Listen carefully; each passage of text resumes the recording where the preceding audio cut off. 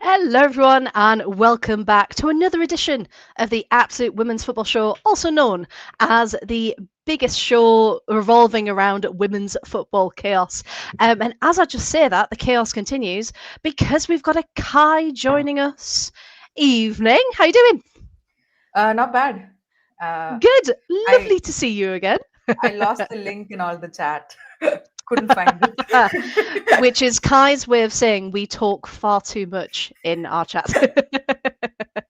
But hey, you're here, and that's the best thing I could ever do. Kai, Adam, you haven't met each other yet. Introduction. Here you go. Both lovely people on our pod here. Unfortunately, Arsenal versus Chelsea, so that's going to be fun. And to even add to the chaos even further, who've we got? Say his name, and he appears. Here we go. It's Paul. And we can't think of what match he's going to be thinking about tonight / watching. I am fueled up. Oh no, Andy's fueled with a triple shot. No. This is my beverage of choice, so I'm sorted. I've gone for a white peach. Some white peach. triple shot right about now. I was going to say, Kai, you've got all the dedication with this. So what we're going to do, I was just outlining our evening. But before we do that, we need to say hello to all the lovely people in the chat. Graham was first this evening. Evening to Graham.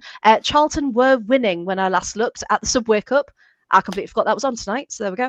Because we've got all of the football. We've also got an Emma in the chat evening. She's probably bringing Otto with her as well. We've also got a Tony, evening Tony. And we've also got... I love how much you all talk to each other. I absolutely love it. We've got a Matt in the chat.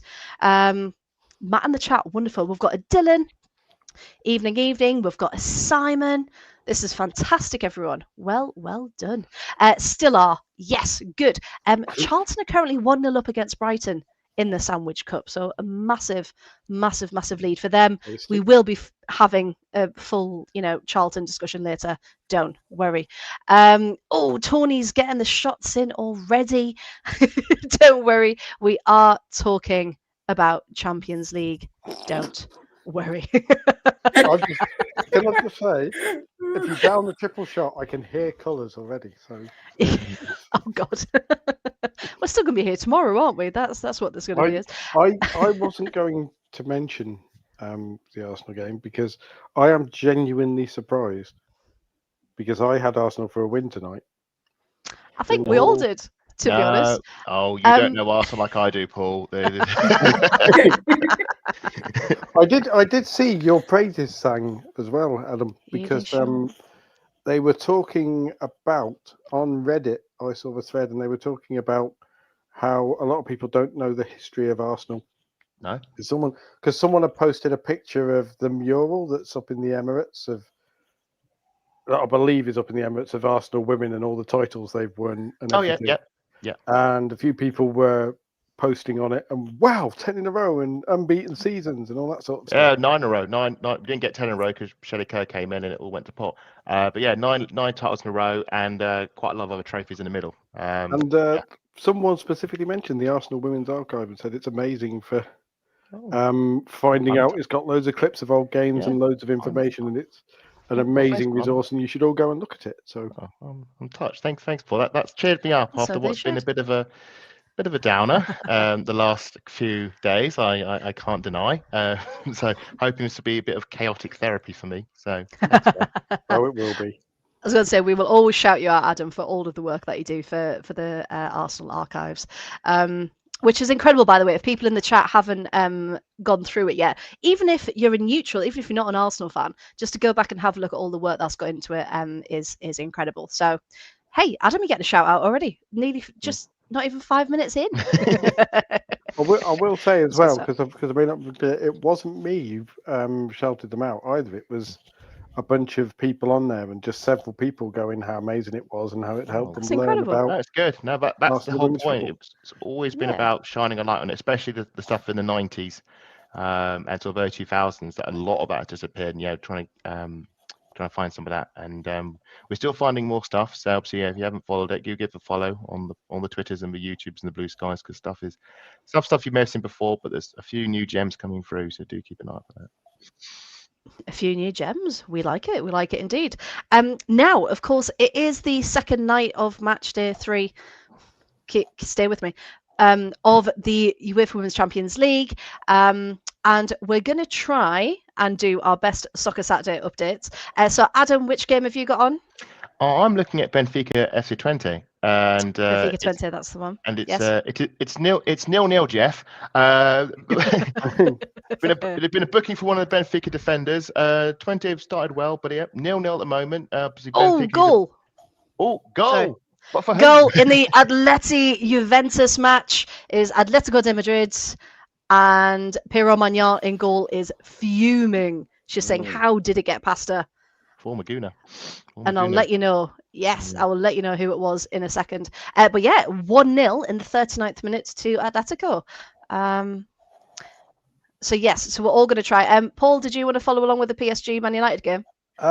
Maybe. Maybe. Yep. I might keep an eye on it. It is 1-0 to Manchester United. It is. Which it is has gone down incredibly well with the mostly empty Old Trafford. The cheers echoing off the Stretford end because it's empty.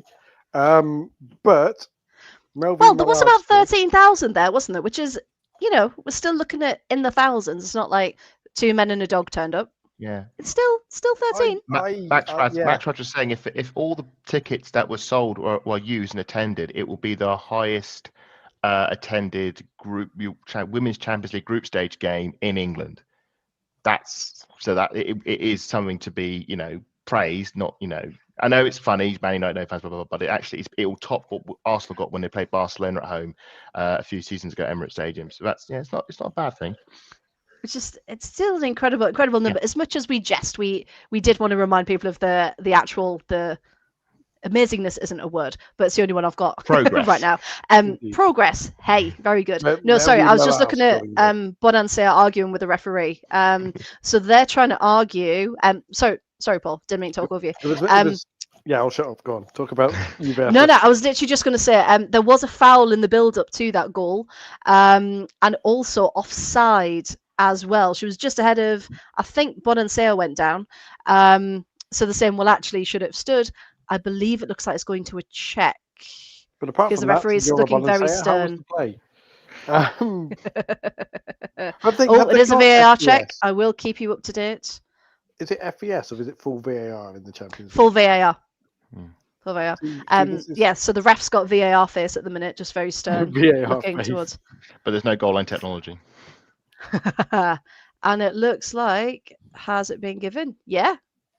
Check over. Goal remains. There we go. But just to even things out, by the way, with the chirping and the trash talking in the chat, another game that I wanted to mention in the Champions League was Barcelona versus Leuven. Leuven, yes. So I've got a banner. Was there 1-0 up at half time? I think it was an Alexia penalty, but I didn't catch what happened after that. So it finished 3-0, which means 3-0. Which means that Leuven did better than Chelsea did against Barcelona. I just thought Kai's just like, yeah. I just thought we'd put that out there. Leuven with no money and a bunch of 17-year-olds did better than Chelsea. Yeah, well Barcelona not the same team. Barcelona not the same team they were last season after we'd, had our way, they're a wounded animal now. I'll set them up, Adam. As an Arsenal fan, team. We've broken them. As an Arsenal fan, you will be very familiar with the Ozil assist. There you go. I'll just slide one through. Reverse pass. I am. We love it. We have to play them next week. I'm dreading it. Oh, brilliant! I'm absolutely dreading it. In all seriousness, I think Chelsea should beat Leuven. Barcelona level. Not Leuven. We're playing Barcelona. Oh, okay. Like I said, Chelsea should beat Barcelona. We should all be doing a lot of things, Paul. As Adam said, Barca are not the same team as they were last season, so they're not. They're Yeah. not. No. The cracks are showing. they would have put. They probably, if with no disrespect to Leuven, would have put 6 or 7 past a team like Leuven last season. Yeah, so it just shows other teams, one, are getting better, but two, there are some cracks in that one. Kai, are you following along any matches this evening? Yeah, I'm actually watching the United PSG game. Perfect. Wonderful. So Tell that's you gonna be what, quite funny tell- then. You and Paul shouting at each other. Be No, I like, was going to "Yes, say, shall we have Kai as a neutral watch United versus Man United, Yes. and I will just Yes. respond, because that way the absolute football lawyers won't need to get involved at any point. Yeah, in fact, should we have a whip around now? If anyone would like to donate to the Absolute Football Lawyer Fund for whatever's going to come out of Paul's mouth in about 10 minutes, that would be perfect. Oh, Matt says he's going to the game next week. He says, Kai, wish me luck. Emma's impressed with the banner. Thanks very much, Emma. Worked very hard on that. Beating Barcelona isn't for everyone. No. Hey, one day Villa are going to be there. One day indeed. As we are entering the first half, as Emma noticed, I've put the full times on. The first half are from yesterday, and I will just put a little bit in the middle to say kind of which ones are still in play. I realise I didn't do that. Not everything is over. So let's have a look. Right, live. There we go. Live. And then I'll save that one.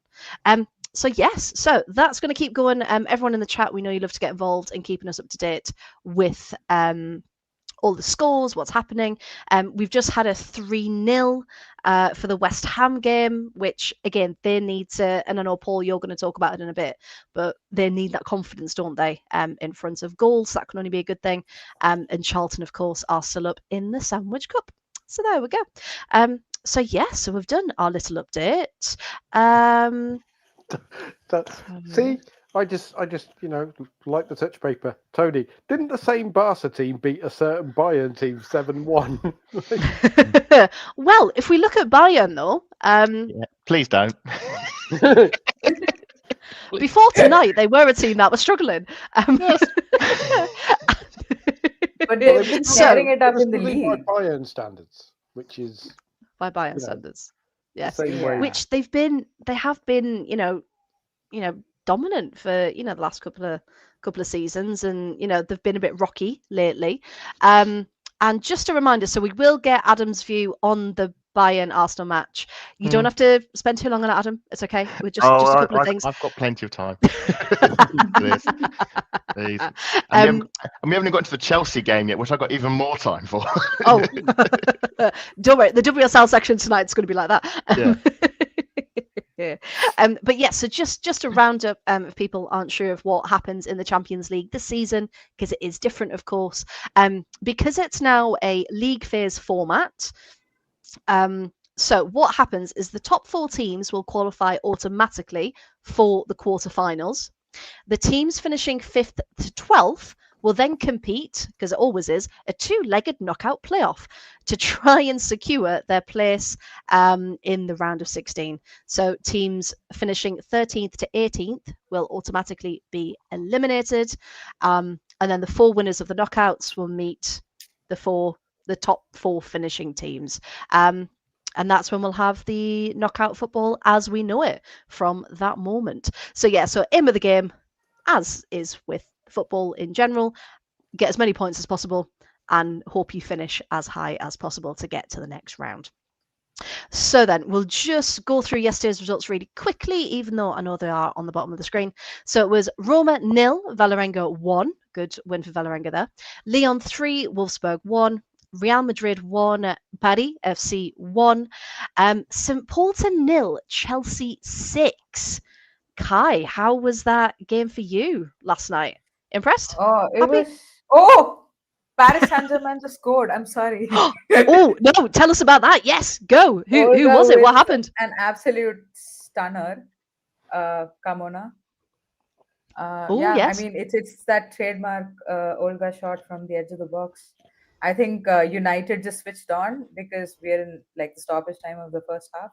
They were struggling to sort of clear their lines. Yeah. It Well done, PSG. Lovely finish. Fantastic. Right. Hey, it's a banner changing time. Thank you very much. Right. So I'm the only game without a goal at the moment then. So I've picked the wrong game to follow. It's going to be like a 97th minute one, Adam. Yeah. Adam can get. You know what, Adam? Excited. So goal. Equaliser, Juventus. in the final minute of first half stoppage time, 45 plus 3. Oh, there's like 4 Juve fans in the stand. They're very happy. I hope Juve are away. Oh no, there's 6 of them. The 6 of them. The camera just panned. Right. Free kick. Oh, goes straight in. Oh, that is beautiful. Free kick from the edge of the box and just curls beautifully into that top corner. Goalie didn't even move. Can confirm half-time 0-0 between Twente and Benfica. That is a half-time score.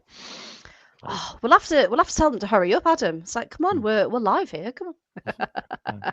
We want all of the goals, absolutely all of them.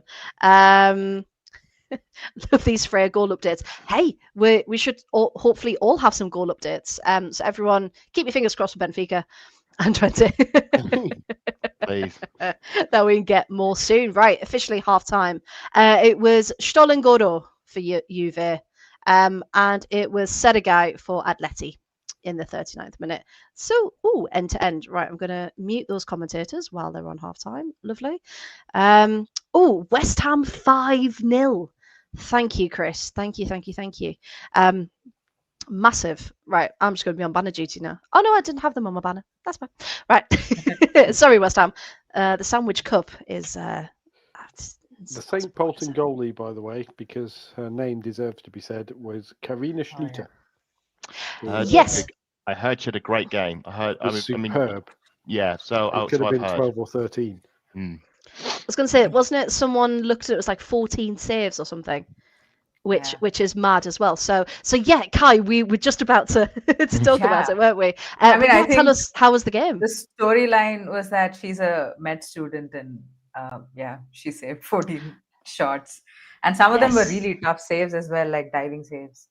But yeah, I mean, it was it was like one of those games where I thought Chelsea would really struggle to score because a low block, and we've been struggling with teams that sit a bit deeper. We've been generally struggling to score goals, so I was surprised when we ended up scoring 6. But yeah, you could see in the first half how we wanted to come out really fast, but also in the second half, some subs changed the game as well.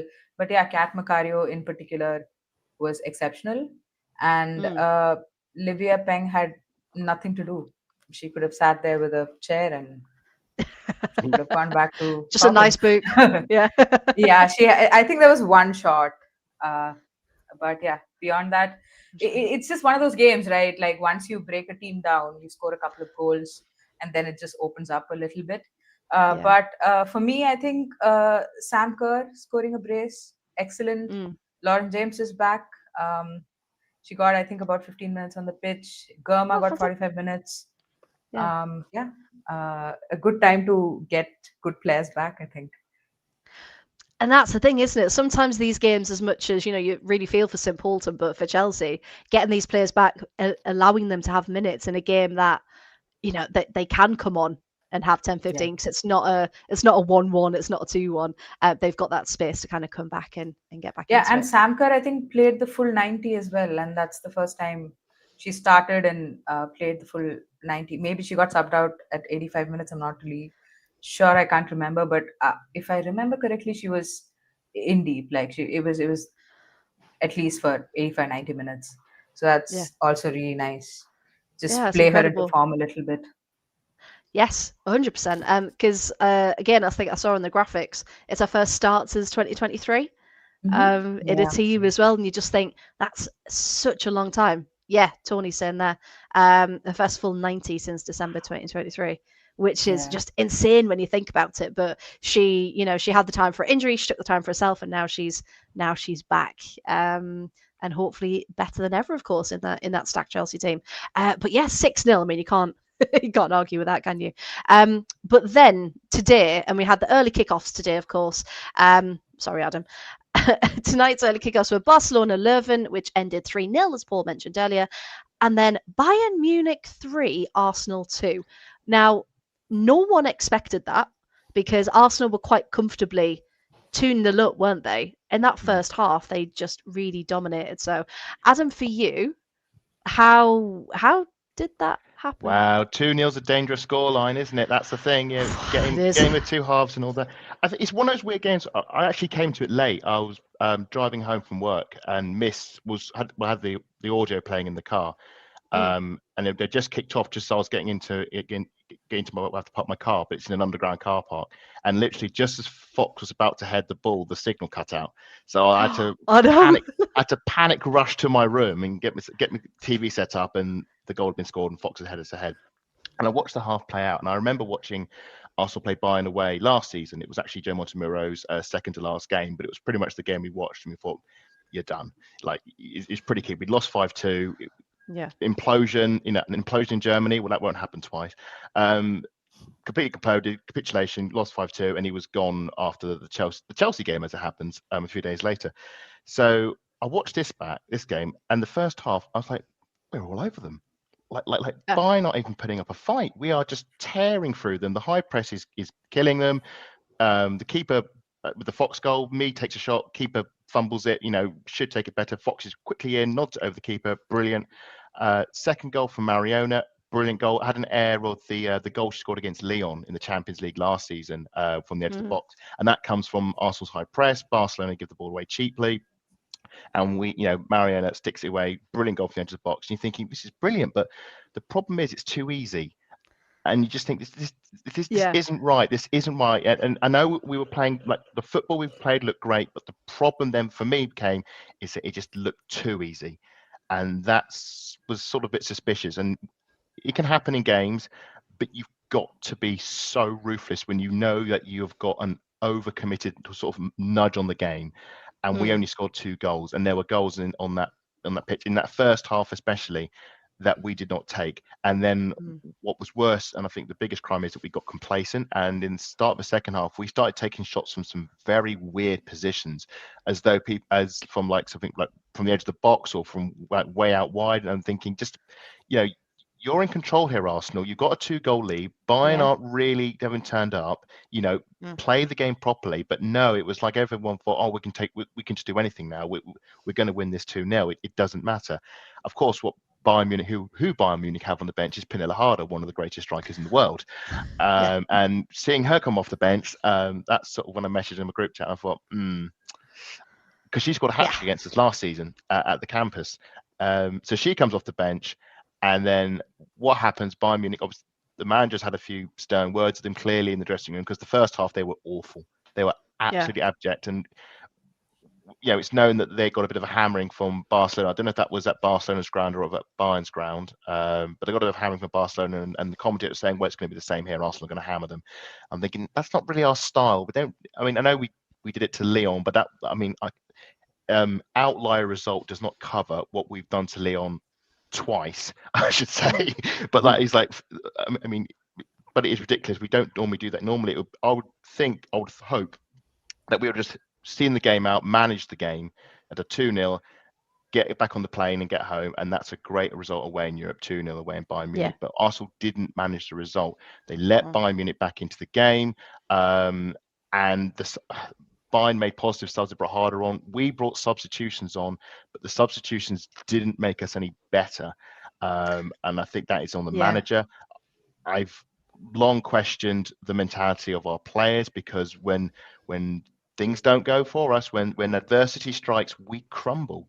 And I'll go back to our Champions League campaign last season, which was amazing. Sorry, Kai. It was amazing, just the journey all the way to the end and winning it. But and people say, look at the character they showed. And so, yes, we lost every first leg on that journey. Every first leg time we lost. We had to go into a second game and win the second game. And we did comprehensively, but if I roll it through, the bigger hecking game, they were a non-entity in the second leg, and we swept past them. Real Madrid, had their ticket booked to a semi-final at the 3/4 mark of the tie, and then they imploded. And Lyon, I think that was the only game. That second leg was the only game Lyon lost across all competitions in normal time. I think at the penalty shootout defeat. They just had a tactical, managerial disaster class. The team selection was wrong. The tactics were all wrong. We won 4-1, but one goal was a worldie from Mariona, and one was an own goal, and 2 were defensive mistakes. Like it did fall in our lap somewhat. And then obviously in a final, anything can happen. And just so happened every player had played the game of their life. Not wanting to undermine what happened because it was amazing, but I think what we're sort of seeing now is the way the scales are sort of balanced now, and things are sort of righting themselves. And that game against Bayern Munich was called today. I just felt once they got one back, I just thought, no, the momentum shifted against us, and we just completely folded. The mentality, it just crumbled. And there was a key point. It was a key sort of 2-minute thing that the whole game spins on. Is Russo managed to get the ball, gets a low cross across the box towards Freya for a tap in. If Freya taps it in, it's 3-1, and Arsenal have won the game. There's a defender right next to her who takes the ball off her toes. Bayern go up the other end, and Pernilla Harder scores an incredible goal into the top corner, gets to 2 or about 10 minutes to play. And at that point, thinking, yeah, we're going to lose it. You just knew at that point it was just inevitable. And we lost 3-2, and everyone's sort of flabbergasted. But I think that's where we are, because I've watched Arsenal this season. I've watched us blown a game to Villa at home that, Arsenal should be winning. I know it was a very good game for you, Freya, for obvious reasons, but we should have beaten Villa. We did not. What are you talking about? Yeah, we had a lead against Lyon, and then we shot ourselves in the foot with 2 stupid goals through defensive mistakes, and then lost that game 2-1. The Manchester City game, we came back twice. We got it to 2-2. Right, lockdown, hold the game out. Couldn't manage it. Lost 3-2. That's 3 points down the drain. And it's just very frustrating that it happens time and time again. And I think there are serious questions about the team. And we're going to get onto the Chelsea game in a minute. I want to save most of my rant for that game as well, because we'll lose something in the pocket. Can't blow all your subs in the first few minutes. I'm annoyed, but I'm not surprised, because I think these are problems that persisted. And I think the Champions League win, as great as it was, has potentially glossed over. I think there was an element going into the season thinking, great, we've won the Champions League, WSL, here we come, and it's no. Sorry, I've just got the shock of my life there as well. I didn't realise my dog was in the room. He's curled himself up on a pile of washing, so I couldn't see him. He's just put his head up just to check in and then gone back down again. Scared the life out of us. Sorry. But yes, okay. I will save my question for you then for when we get onto the Arsenal Chelsea game, because that might be something you talk about then. Lovely. So it's been a really, really mixed bag so far. And can I just add something to the Bayern Munich Arsenal game? I mean, from like a Bayern perspective, I don't know if you felt this, Adam. Like Damjanovic was not able to string passes together, and so Harder coming in really helped, but also Harder coming in really brought the best out of Tanikawa. Like, of course, Bull got like 3 goals, 3 assists. Sorry, she was incredible, and Bull has been in the form of her life. I don't know what she's on. I don't know what they're feeding her in Bayern, but that's what she's on. Red Bull, out of the world. Like when I went to watch the Euros, I wanted to see that Bull, and we never got to see that Bull. No. But Tanikawa, I thought, was exceptional. She's 20 years old, just absolutely changed the game. Some of those line-breaking passes, beautiful. Hard to change the game, and I wasn't surprised when she came on, because people will say she's rivals or fans alike. She's an incredible forward. Brought Chelsea, was one of the best forwards. She was in there for a brief time, but she was part of one of Chelsea's best ever seasons. And seeing her come off the bench, it's like when Arsenal fans, when we see Sam Kerr come off the bench, and it's just sort of like, she's going to get a goal against us, or there's always an expectation. Here we go. Here comes the customary, and it just. It is what it is at the moment. But it's a shame, it is, and it's another defeat, and that's probably us out of the automatic spots and probably looking at a playoff now. The only advantage really is I think that's both of the pot 1 teams played. So the other teams we got left, I think, are Real Madrid at home. We got OH Leuven. I can tell you, more, but I can't remember who it is. It might be an Italian. So you've got Real Madrid at home. You've got Twente. Oh, it's Dutch. Sorry. Twente at home as well. Don't at home, and then Leuven on the last day of Belgium away. So yes. we got 3 games there, which if we play for 90 minutes, which has been a problem for us this season, we could win, and 12 points. Maybe one of the other teams might drop a wobbly somewhere, but it's a sickener. And I put a stat out. I think it's the first time I could be wrong, and I hope to be corrected, since 1999 where we've chucked a 2-goal lead to lose 3-2, and that was against Tranmere Rovers. And that was when and I'm going to completely butcher a name. I do apologise, but I think it was Aman Dosanya, who is the first ever South Asian player to play for us, which is goalkeeper. So we're only starting in the Women's Premier League at the time, and wow. A few months later, Emma Byrne came to the club, and the world was never the same. In many, many ways. Wow, what a start. Adam, this is why we love having you on. Yeah, I'm assuming that I welcome to be correct. If someone in the chat can find other game after that this has happened, please let me know, because I can't think one off the top of my head. So there's a bunch of people on ChatGPT now. When was the last time? Because the problem is, don't trust ChatGPT because it uses Wikipedia as evidence. But the problem is, I've written those Wikipedia articles and I've seen them link my articles to stuff that it doesn't actually answer correctly. So. You know what? I wanted to find what the top speed, who was the fastest player in the Champions League last season, who registered the highest speed, and I just Googled it. And the Google AI showed me Bonmati. And I was like, wow, that is solid PR because Savinga blew her out of the water. I'm sorry. The secretly paid ChatGPT. Second half has kicked off in Lisbon. Still 0-0 Benfica. Oh yes, they've also kicked off here, so I had it on mute. I was too busy listening to you guys. It was too good. Still 1-1. Atletico Juve. Oh, nearly. Almost. Yes, still 1-1. I find it interesting. Emily is comparing Arsenal women to men. Sorry, I'm so sorry. I should. Sorry. No, that's what we love, Kai. If something happens, shout. This is off Saturday. You need the reactions like that. PSG. I mean, it was a shot on target. I think Milton Patel just sort of tipped it to the bar. It was a good save. Good save. Yeah. Anyway. Good. Yeah, because of course, Tullis Joyce isn't in goal tonight. Apparently, she had a knock and they didn't want to chance it. So fantastic for Middleton Patel to get a start in a Champions League game. So fantastic for her. So we'll shout that out. Yes, absolutely. Paul, were you saying something before we? I was saying Emily comparing Arsenal women to Liverpool men last season. Oh, that one, yeah. And I will rarely challenge Emily, but this one I think I will, because you can't. I don't think you can compare. I'm trying to get my head around that. Sorry, so she's comparing our women's team to how the Liverpool men were last season. No, we're both having similar sorts of seasons this season where they were dominant or pretty dominant and won stuff.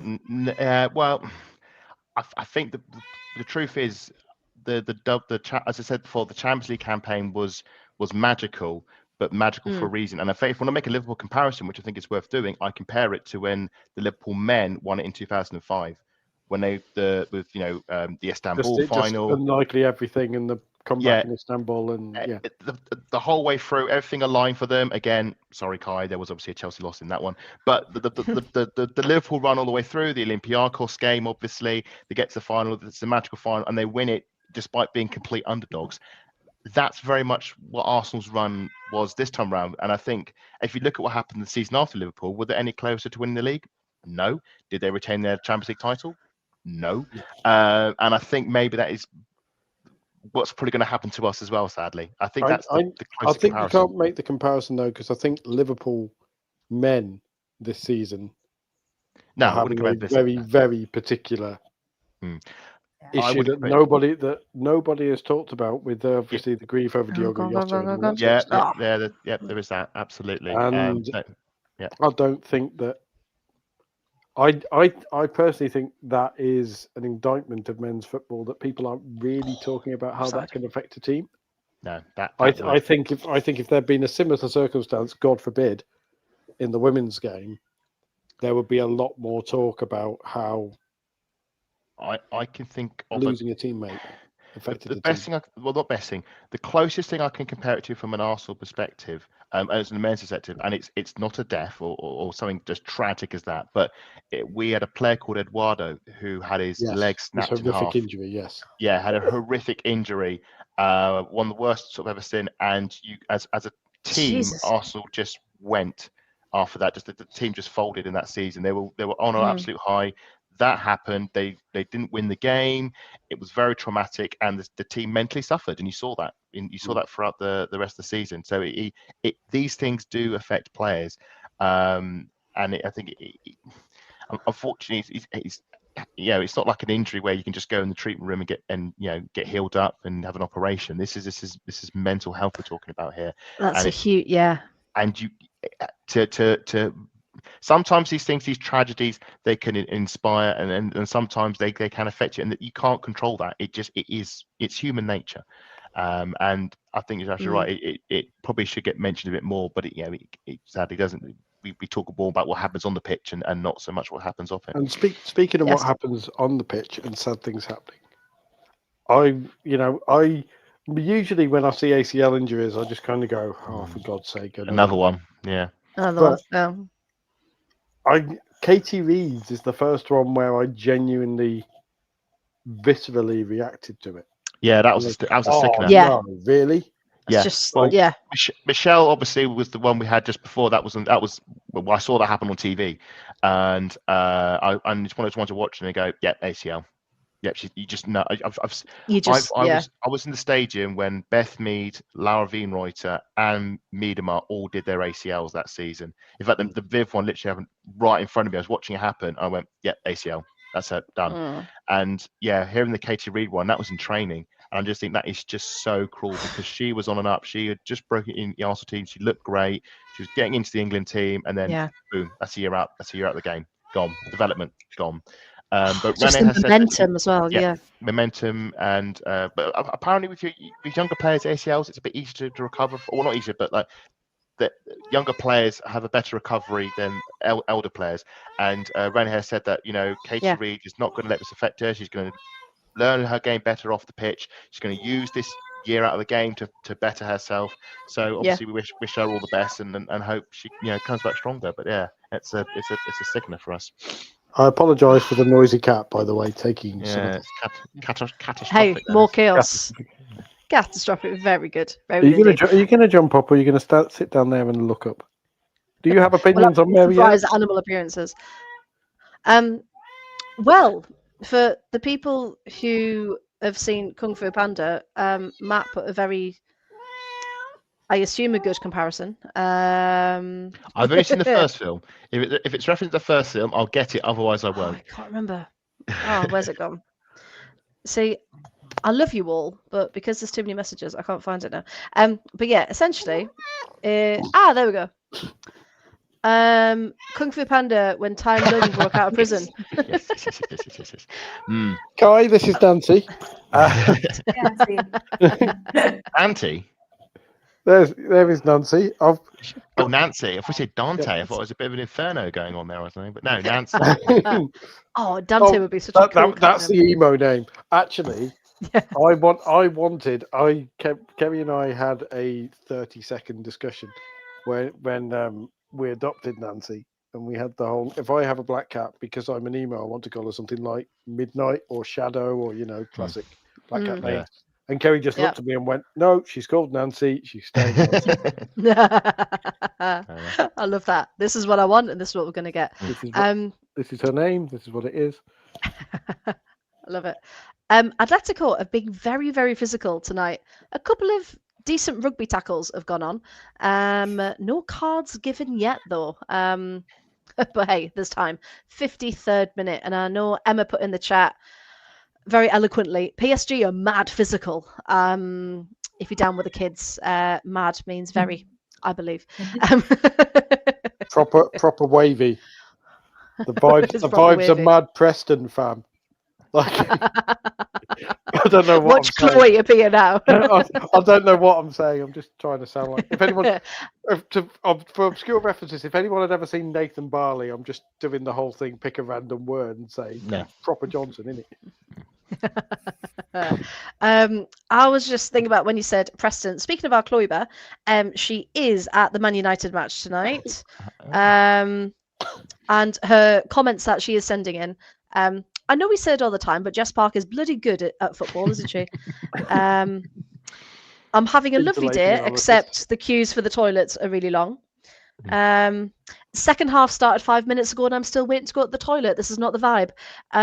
So yeah, if stadiums could just remember that women's toilets, there's always a queue. Yeah. Open more. Always. Just have more cubicles in the actual toilets themselves would solve so many problems. But yeah, that's a toilet rant for another day.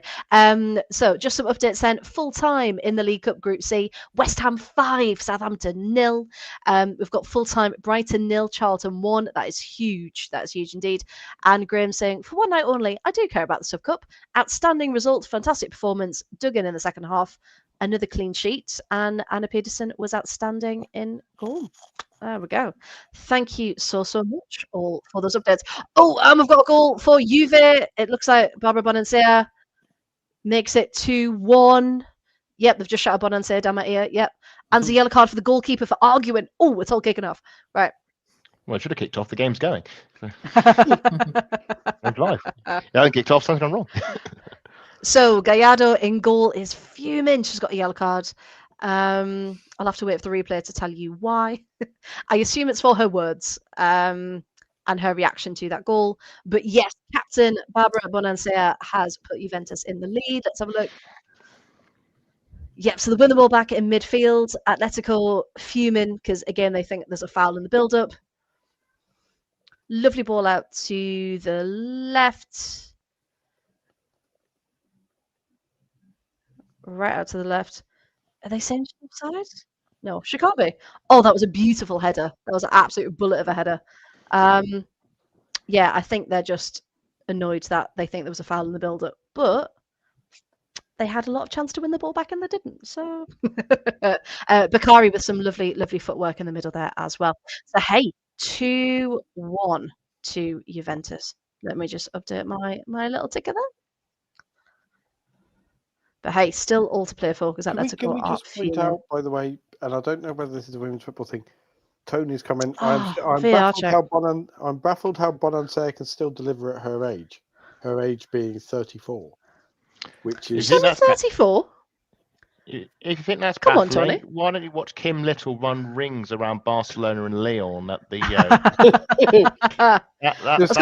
Just take on the much younger Aitana Bonmati and Pasha Gihara. Yeah. And also, Marta. Have we all met Marta? Like, come on. Age literally means Alex nothing. Morgan was in her late 30s as well before she finally... Yeah. Megan Rapinoe. Yeah. Megan Rapinoe. Jess Fishlock. Come on, come on. Age literally means I was nothing. genuinely surprised, by the way, to find out that Lindsay Heaps is only 31. Because hate ages you, doesn't it? Like...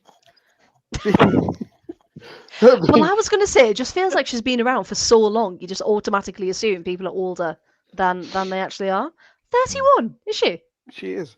She's younger than me. This is why you're not Margaret. No, she's not. Because that's not people all right. just think you're much older. Dear me. See, this is when I don't like when you start looking at people's ages and you go, "Oh, you're younger than me." That's not okay. I look up to you. You look like a proper adult. Every single footballer is younger than me at this point. Yeah, there is a point growing up when all the footballers are older than you, and then there's a moment of realization watching football, and it's that moment when you realize all these footballers have been born after the year 2000, and that's when you sort of look at yourself. That's and go, a scary bit. That is scary. It's happened. Yes. It's happened. I've gone to I'm on the other side now. It's when you watch things like Premier League years, and you're just casually watching something, and it's like Eric Cantona, and you go, "Oh yeah, I remember watching that as a kid." You go, 35 years ago, and you're like, "Nah, that's before my time. I was my Premier Leagues would be Drogba and United have scored again." Oh, I was going to say Kai. Yeah, Rolfa got the goal 2-1 back in front from Jess Park just dribbled, kept Has the to ball, push. passed it out wide. Yeah. If I recall, Rolfo scored against Yes. Atletico last time out. So yes, so she's on a roll. So Yeah, it yeah, was Atletico. she's on a Rolfo. All right. Did Hey, anyone well see done. her pre-game interview, by the way? Because No. I thought the quote was quite funny, because her quote was something along the lines of, on the side face of it, it was a fairly generic quote, because it was, the Champions League is the pinnacle of European club competition, and you always look forward to European nights. And that's why I joined this club, to play in these big games. Sorry, Fridolina. Oh, what a save! No, That should have gone in. The funnier one, Paul, is when Jill Roord was talking about the prospect of like Champions League football with Manchester City, and it's like, but God. Manchester City aren't in the Champions League. They finished fourth this season. She'd come to the club or something like that. It was something very bizarre, and it was like you did catch that Arsenal pipped them to third, but well, It's like the deal was already done by that point. Yeah. But just fiddly the row for going. Yeah, the reason I joined Man United is to play in the Champions League, because Barcelona. No, you joined Man United because Barcelona told you to bugger off. Well, I think Barcelona have got their own. Well, they've got some issues, haven't They've they? got some issues. There is a reason Just why a few. they have such a small squad now. Oh, Yeah. chance for 20 straight at the keeper. They cut Benfica over there, but And they also made like another makeshift fullback out of Esme Brooks as well. They did that with Yes. Rolfo, and they kicked her out, and now they're doing it with Brooks. So I think Rolfo is a bit. I think she's a bit injury prone now. I think yeah. she's had some struggles with injuries, and that's why she can't really play winger anymore full time. And so Speaking of players, actually, Adam, and obviously because you're watching 20 at the moment. Yeah, but I don't know any of the players. So their number 9, Jamie Ravensbergen, is a player I have been very impressed with. For 20, is that right? For 20, yes. 20, yeah, 20, yeah. Who is a player? He's one of those players. I seem to have a thing where I look at players and go, they'd be great for like a mid-level WSL team, like a Brighton or a Villa. Your Brighton, your Spurs, your Brightons, your Villas, your Leicester Cities, your Leicesters. Yellow card for Stolingoro. Or possibly for your relegation strugglers, like your Liverpools. Chelsea's. No, not Chelsea's. No, sorry. Where'd that come from? Breaking news from Matt. Mary Epps has made a save. Hey, she got booed a decent amount, didn't she? I mean, we were all expecting it. I did see someone tweet, "I will pay you to chant Hannah Hampton's better than you for 90 minutes." And some people then saying, "You don't need to pay us. We'll do it for free. It's fine." But yeah, there's so much discourse. We did talk about it last week. We won't get into it again, but it was quite funny. I did watch Rusha and Shaban this week, their podcast, and Rusha saying, the thing I do like about Rusha, I know she's very divisive, but she just says it how it is, and she it's very straight. You know where you stand.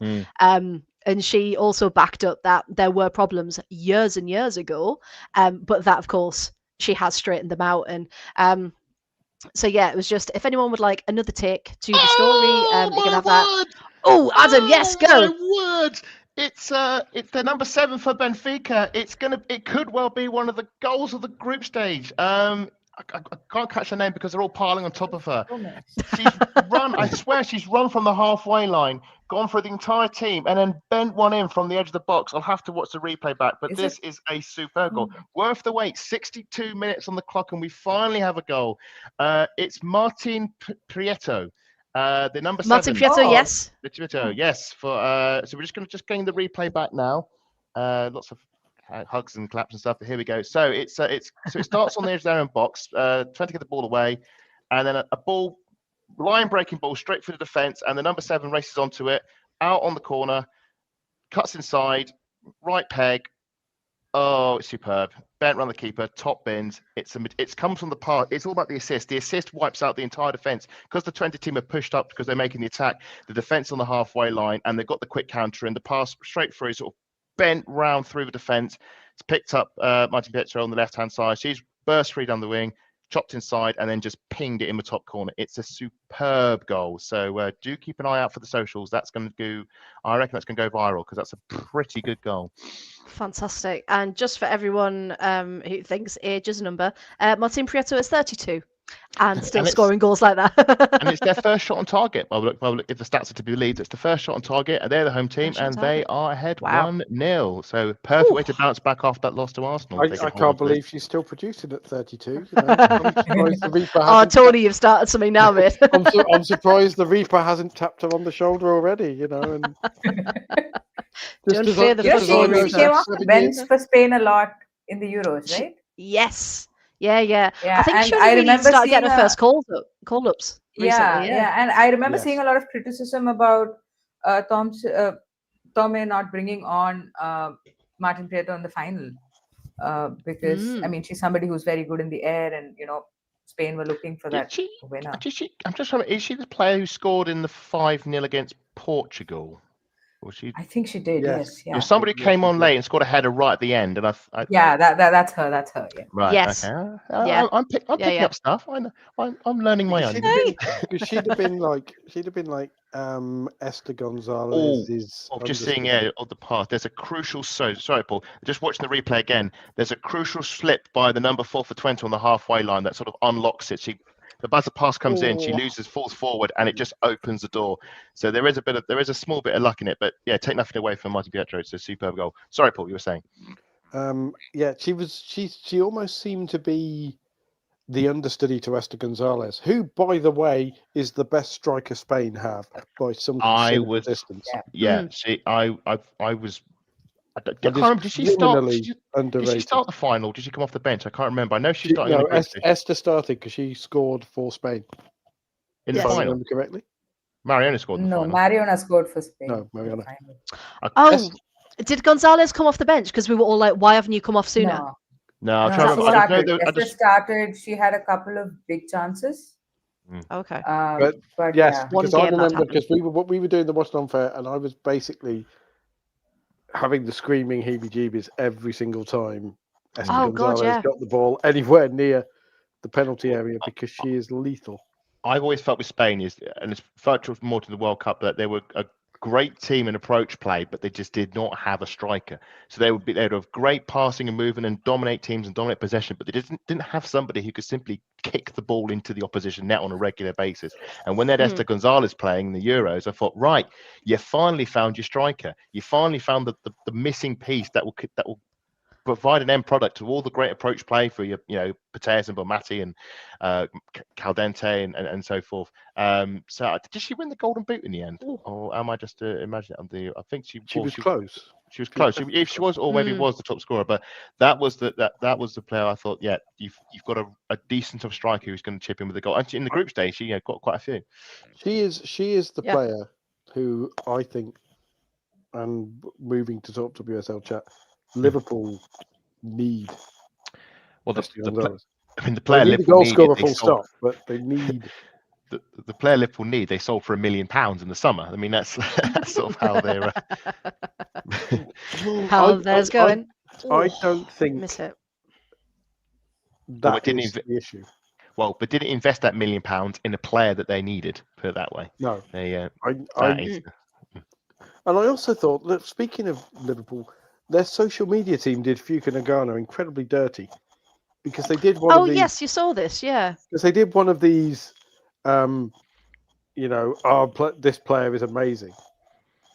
And the trouble with a player like Fuka Nagano is it's kind of like trying to show how good Kim Little is by just showing a few highlights, and it doesn't show it because doesn't do her justice. Kim Little's level of brilliance now, I think, and I wonder what you think of this, Adam, doesn't translate to highlight packages. No, the problem is that because she doesn't do the flashy stuff. No, because the flashy stuff she did was about 20 years ago. Well, not 20. Sorry, 15 years ago. We'll say she came to Arsenal in 2007, 7, 8, and she was like a really good high-scoring midfielder. And the numbers, you look at the top scoring charts, Kim Little was first, second, or third on the Arsenal team, season upon season upon season, until she left to go to the NWSL, which I blame her. I think she left a similar time to when Laura Harvey went, but she was a brilliant attacking midfielder. As with all great attacking midfielders, the longer you go on your career, the deeper and deeper and deeper you move until you become basically the pivot player. And Kim Little's just doing great things in that position. As I mentioned earlier, the Lyon game in the Champions League and the Champions League final, she was running rings around those teams. She got player of the match, I think, in the Lyon game that we won. And she doesn't get the goals anymore. As she's only the goal she scored against Manchester United on the last day of the season last season was her first goal for open play for about 2 or 3 years. She's just been scoring penalties. Oh wow! Okay. It was against Brighton. It was in 22, just after the Euros. So, 3 years. And if you just show what she does now, it's basically turns and tricks in the midfield and great passing. But the really, really good stuff that Kim Little did in terms of the goals and all that stuff, hardly anyone can see because it's all when the game was finished. This is the thing that annoys me about women's football now. It keeps. Goal! Sorry, can I hold you on your rant, Paul? Yes. Go! Yes. Groenewegen for SR20 has equalised. I didn't see the goal because I was listening to you. We're just getting the replay now.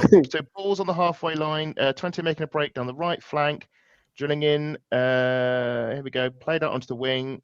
It's superb. So rather than going for the high cross, it's a low cutback to sort of towards the edge of the box. It's in the box, but it's a bit further back. But it's a first-time clip that sort of spins around into the top corner past the dive of the keeper, and it's 1-1. Well executed, finished, and we're level we love pegging. those. First time ping straight in the top corner. Sorry, you were saying life in the game, I was saying because I've noticed a thing with the WSL now, women's football in general, but particularly the WSL, with this Glastonburyisation of it. Everybody has to be a star, and everything has to have vibes, and everything has to be highlight packages, and everything has to be clipped for socials. And they tried to do it with Fuka Nagano, and it looked crap because most of the clips was Fuka Nagano receiving the ball and passing it deep in her own half and passing 5 yards. And it's finding a way out, solving problems. The trouble with that is that is going to look crap to most people because they're just going to go, that's a short, easy pass. Well, where's the goals? Where's the with Kim Little, and like you say, Kim Little, Yui Hasegawa, players like that, you can't commodify them and turn them into highlight packages. You just naturally know they're good. That's one of the reasons I sort of created the archive. The oldest goal I've actually got of Kim Little, and I think it's the only goal from her. No, it's not only her first goal, but one of the earliest goal I got is when she scored in the 2009 FA Cup final against Sunderland, and it is if you've ever seen, it's a ball. I think it's a ball over the top. Might be from Chapman, but I could be wrong. But it's a ball over the top. She's 1-on-1 with the keeper, and she just spins round her. She literally does a drag back spin around the keeper and knocks it into the empty net to go 2-0 up. Beautiful. And this is when she was. And you watch it back. It's a very young Kim Little. It's a very very youthful Kim Little, but it's a superb bit of individual brilliance, and it's sort of Kim Little in a nutshell. I think she'd only come to the club about the season before, and scoring winners in the cup final. Beautiful bit of history. No, Tony, I agree. Bonanza had a massive dip. And I did question why she was getting picked at one point. But she's brought her back, and hey, here she is. Can't keep Babs down for long. We should probably talk about the WSL at some point. Probably. I did just have one more thing to talk about. Glossed over the weekend. It's a bit of a quiet one. Nothing major happened. No controversies at all. Nothing at all. No. I was going to rant on your side, Adam. I am. Tonight is a very strange one because I am fully in support of Arsenal. So hey, at least you're being honest about it. That's the most important thing. That's true. Hey, no lies ever told here. No. I do just want to quickly talk about the competition that no one is talking about, though. The Europa Cup, which started. See, there we go. And that reaction says everything, doesn't it? So tonight, the round of 16 kicked off. The first leg of the round of 16, I should say, as there's a pause and play with Atletico and Juve, as we've got to play it down. Did look quite serious. They've put the cameras away from the player. Oh, okay. That's never good. That's never good. When the ref does like a panicked whistle. and you can tell the tone of it. And It did, the camera cuts away, and it just shows the bench and the and crowd. the camera cuts away. Yeah, I believe. Oh, people do look a bit concerned. Okay. I will try and talk about that as I'm talking about this as well. Yeah. So essentially, the Europa Cup tonight. Because there's no official broadcaster, they don't even have a social media account or anything like that. I think a fan has made one, which says is not the official account. But that's about it, which I think is really, really disappointing because you've got some brilliant teams in here. As you can see on the screen, you've got Hacking, you've got Inter Milan, you've got Hammarby. Eindhoven, Hammarby, like you've got all of these teams and no one is talking about them. So it is now full time on all of the games. So I just wanted to run through. Northland 1, Mura 0, Haken 1, Inter 0, Young Boys 3 against Sparta Prague, Austria Vienna 1-0 against Anderlecht, Fortuna 1 against, I learned how to say this earlier and I can't remember, Breischabilk? Yeah, I think it's the Icelandic side. Yes. Mm. Yes, it is. Yeah. So 1-0 to Fortuna in that one. Frankfurt 2-1 over PSV after their incredible game against Wolfsburg at the weekend. Hammarby 3, Ajax 1, and Glasgow City were 1-0 up right until the final 10 minutes against Sporting. So it did end 1-1. So that was the first leg. So like I said, unfortunately, no broadcasters. It's down to the club to actually put it on their YouTube or wherever they're putting it. So yeah, just a really, really sad one. So if I said this on the pods, if I know a couple of people watch the Monday pod with Barry, and we said, look, just give it to the women's football podcast. Like we will cover it. Give us a stream. Give us the information of it because it needs. It just needs sharing. We'll do live watch-alongs. We'll do literally. Give me a stream, and I will do a live commentary of it. We will do the commentary. We will keep you updated. Can I tell me something from a history perspective? This is no different to how the UEFA Women's Cup / sort of Champions League was covered until DAZN and now ESPN actually gave it some proper coverage. It's always been a bit of a. We won't really talk. I bet you the final will get broadcast. I bet that if it's ever going to be broadcast, it'll be the final, or maybe the semi-finals at least. It's. I've said it is, and I open it up to the whole game. It is scandalous how many rounds in competitions in women's football just does not get aired. Like the Women's FA Cup. So infuriating. Don't even start the Women's FA Cup. Early Champions League. I mean, I'm so grateful that we've at least got the ESPN, Disney Plus doing the Champions League. But they don't do the qualifiers. It's only from the league phase group stage onwards. The qualifiers, you're at the mercy of football clubs or certain YouTube accounts doing a live stream that you happen to find a link for, or the magic of VPNs. And I find it staggering that you can't have a fully, what's the best way to describe it? A fully legitimate broadcast of a women's European football match. It would be, and because this Europa League is a brand new competition. So, and you're sort of sweeping under the carpet. You don't want to sort of promote it, thinking this is, because teams drop out the qualifiers. This is the equivalent of the Europa League, the men's Europa League, and everyone just going, we don't care. Yeah. I mean, I do wonder if an English team, if Man United had fumbled their playoff, and if they dropped into Europa League and it wasn't being covered at all, they'll probably stick it on their MUTV channel. But if there was a major, team like Man United, I say major in the loose sense of words, but they are in the Champions League.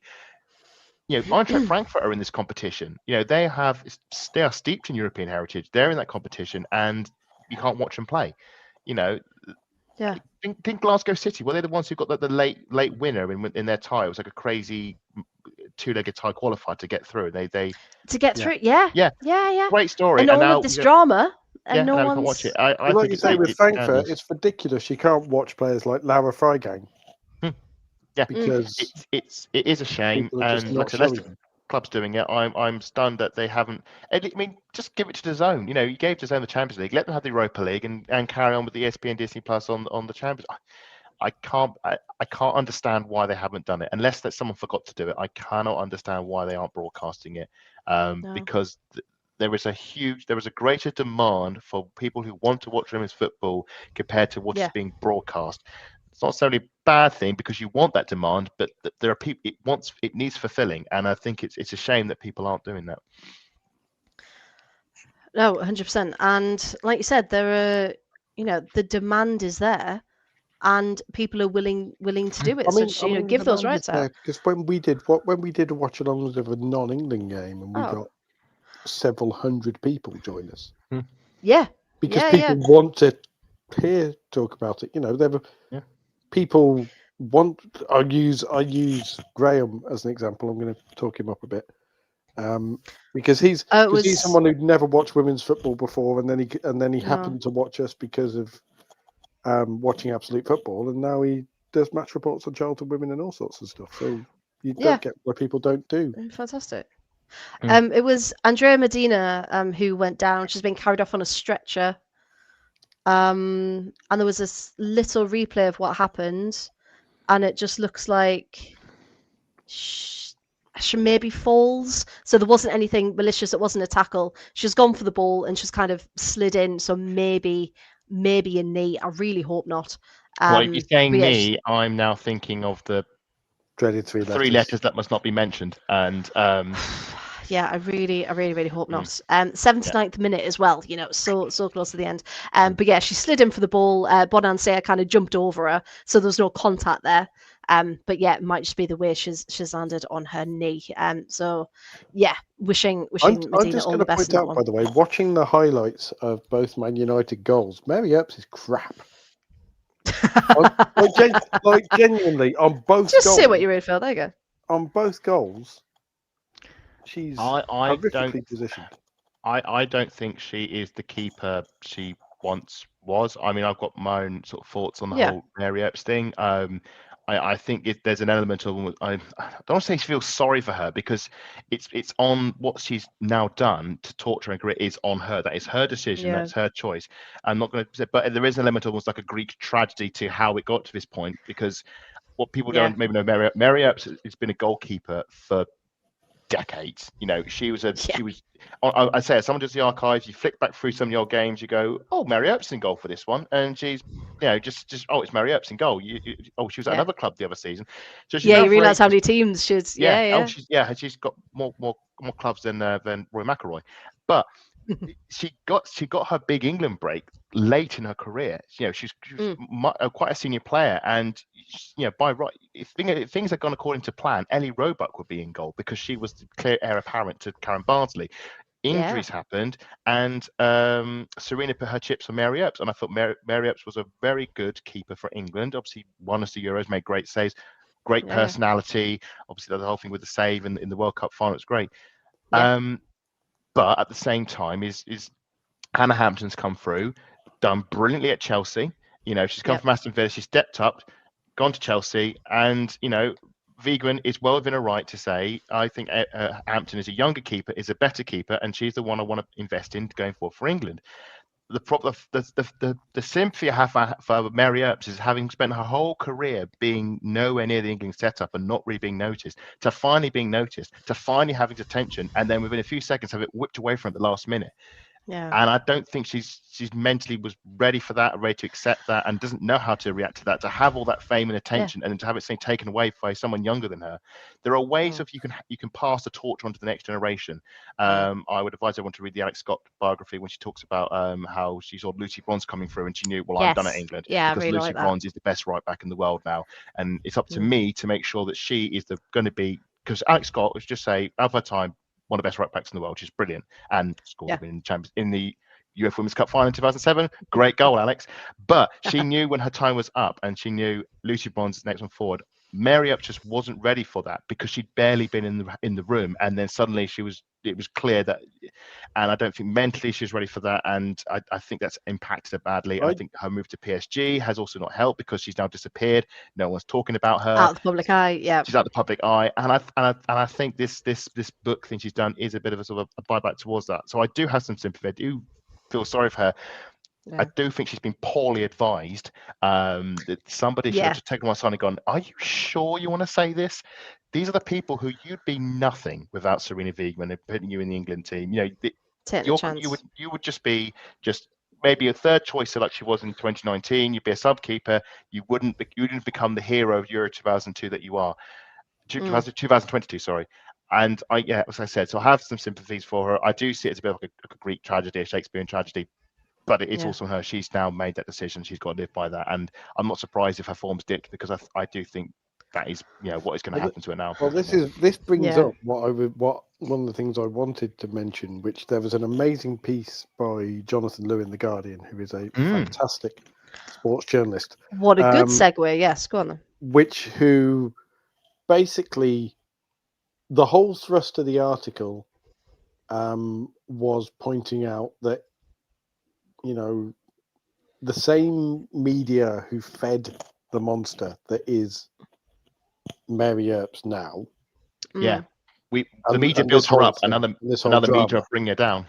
Yeah, it was so fast and now it's so dramatically gone. Yeah, and it's feeding in women's football. Women's football, far more than the men's game, treats stuff like reality TV.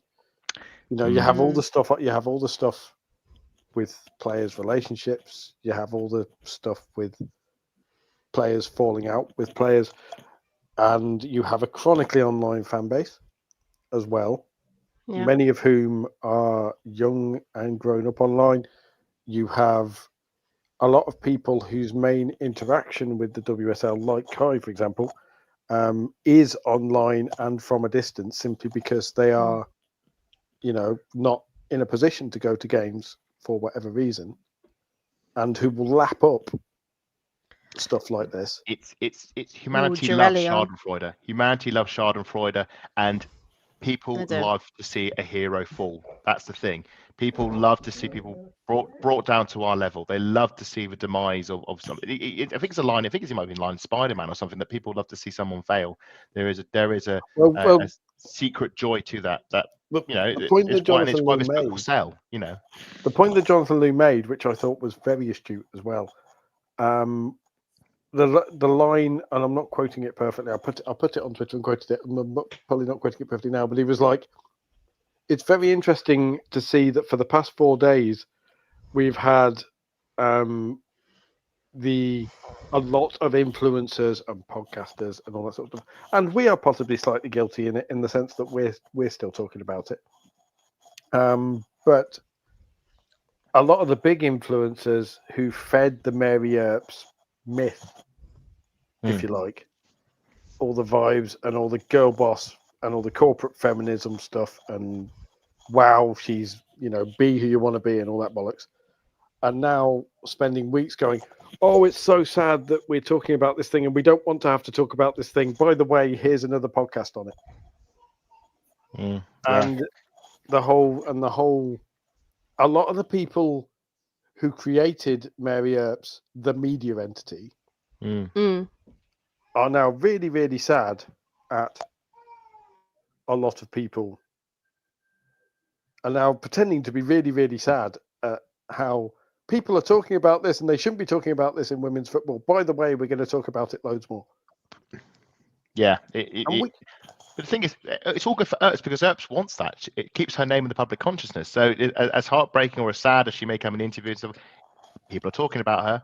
And so it keeps her in her name. I think the reason Georgia Stanway is leaving Bayern, as rumoured at the end of this season, is because she's far less mentioned. We don't talk about Georgia Stanway, full stop, because she's not in the WSL. Well, and the WSL and the NWSL is where the eyeballs are. I tell you what, we do talk about Georgia Stanway when she's playing Arsenal in the as she was tonight. Has that happened? Really? Oh, has it? Oh.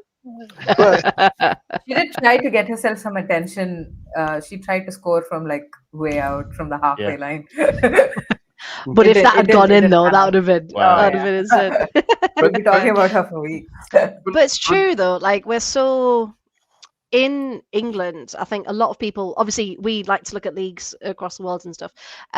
But I think those fans are still relatively small, aren't they? Because it's the people who are going to try and go out of their way, like Adam said, with the VPN, or try and find this obscure broadcaster to find these leagues. So a lot of people are just thinking, English teams, and that's it. So if you're out of sight, out of mind, you're not relevant anymore. And I think that's partly where this then comes from. I do hope that women's teams being in Football Manager will change that. I really hope so. Because you have the situation with men's Football Manager where there are players who are literally known for being Football Manager legends, who were amazing on the game. And you have all the talk about, you need to sign this player, and now that's starting to happen in the women's game. You get in the Athletic writing 20 players to sign in Football Manager 26 in the women's game, and admittedly most of it is the same shite you read everywhere else, because it's written for people who are just like, there's a player who you may have heard of who's a bit good called Lena Oberdorf. She plays in the Bundesliga, and she might be a good player to, that kind of thing. Yeah, she might be. Just a quick one on Football Manager. If people have a Netflix subscription, for the UK or anywhere else, you can download Football Manager as part of your package. The mobile app.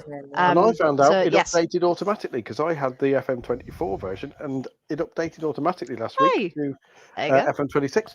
And I started the game with Liverpool, and I'm already better than Gareth Taylor, because I had Liverpool sat second, and then the game played up and I lost it. So, but I also thought, just shows you, Paul. Should get in there. But I also thought at the end of this, we're going to pick one, and I'm going to have a pod FM26 game, and you lot are going to pick me a team to manage, and I'll keep you updated. But simple. Yes, you've got to be Arsenal. See, Arsenal are it's arguing already.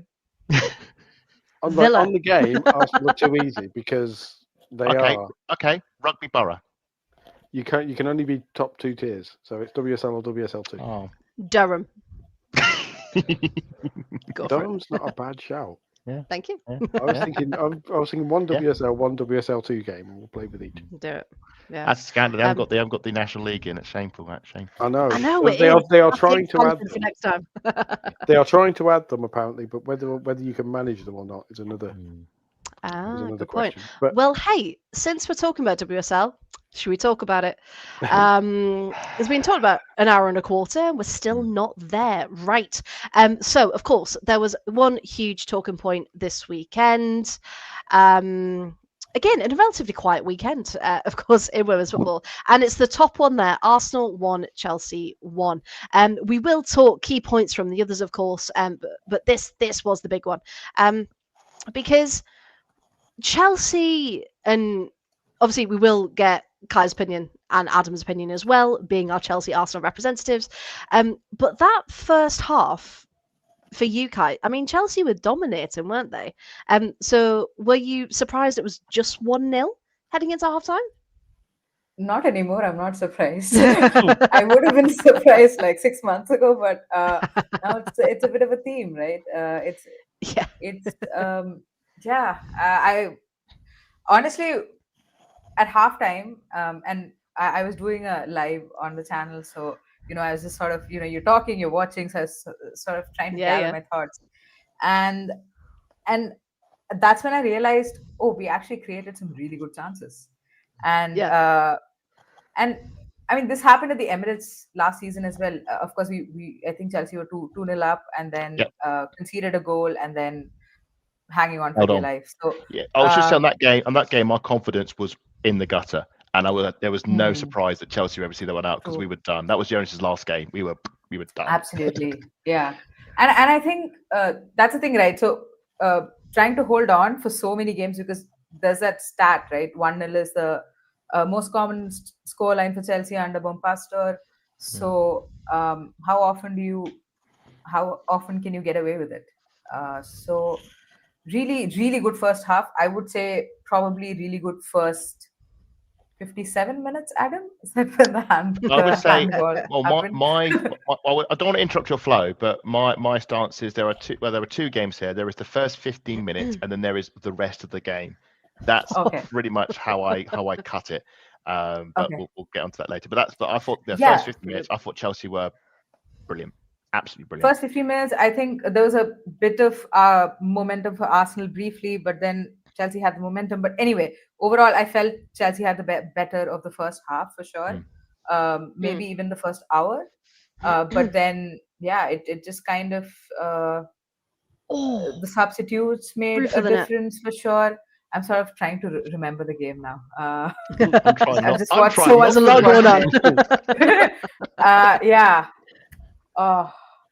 Yeah, but it was actually a really fun watch. I mean, seeing Alyssa Thompson have a good game. I mean, that goal was quite something. I mean, the Arsenal, like there was Mariona probably was supposed to track her, and she did, but then she held her on, and obviously that finish was quite lovely. Maybe Van Domselaar's positioning, maybe not up to scratch, but I don't think she could have done much there anyway. No. Again, switching to a back four, I think that may have put Arsenal off a little bit because maybe they expected Chelsea to come out with a back five. So that element of surprise, and I think, second half, of course, I think Arsenal sort of came out with a different sort of game plan to address that change for sure. That's about it. It was nice to see good football. I mean, we keep telling, like, as a Chelsea fan, like I keep telling myself, hey, we're creating chances, and that's good enough. We'll start finishing them at some point, but I am not too sure. Of course, you have players like Lauren James and Sam Kerr coming back. Hopefully that the finishing touch helps. I don't know if you can ask her. No Aggie Beather-Jones. Was there a reason why she wasn't in the team? Was she injured? Yeah, so it's a dead leg Aggie still, had that dead leg. In that during the international break, and then she played against London City Lionesses, which was a weird call. So she didn't travel to Austria either for the match against St. Polten. So from what Sonia said, I think she implied that she will be available for the match against Liverpool. But I do not trust managers when they say those things. Yeah, it's literally who's on the team sheet on the day. That's all you get. Because Adam, for you, that second half, what do you think it was that? Could you see that shift in Arsenal to try and get back in that second half? Well, the problem is it felt a bit like a Groundhog Day from the previous season when we were in control of the possession, in control of the ball, but we weren't scoring. And I know obviously last season, on the second half more so, because Ford got us back in the game last season, got to 2-1, and he thought, right, momentum, here we go. And then just 45 minutes of nothing happened. Of us having the ball, looking threatening, but just nothing. I want to start on this game, and I think this is a very important thing, with the end. Which will make sense because then I'll go back to the beginning. So when the full-time whistle blew, there was a cacophony of boos, of jeering and shouting towards the officials as they walked past us. There were cries of cheat from the terraces behind me. There was genuine fury towards the officials, which I've never seen at an Arsenal women's game at Emirates Stadium before. We have to remember there's about 55,000 fans in the crowd that day, so it was a good crowd. And the one positive I take from that is, great, they were emotionally invested. That they because sometimes you get a good a big number of fans in the stadium and they just sit and play on the phones, which happens.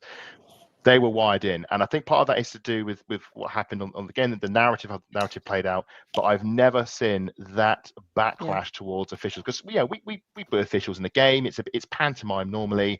You don't know what you're doing. You know what you're doing, and usually it's like, okay, we didn't get that decision, fine, But I've never seen a backlash to the women's game before, and that really stuck with me. Now, the reason why this game needs to be split into two things. There is the Arsenal performance, and there is the official performance.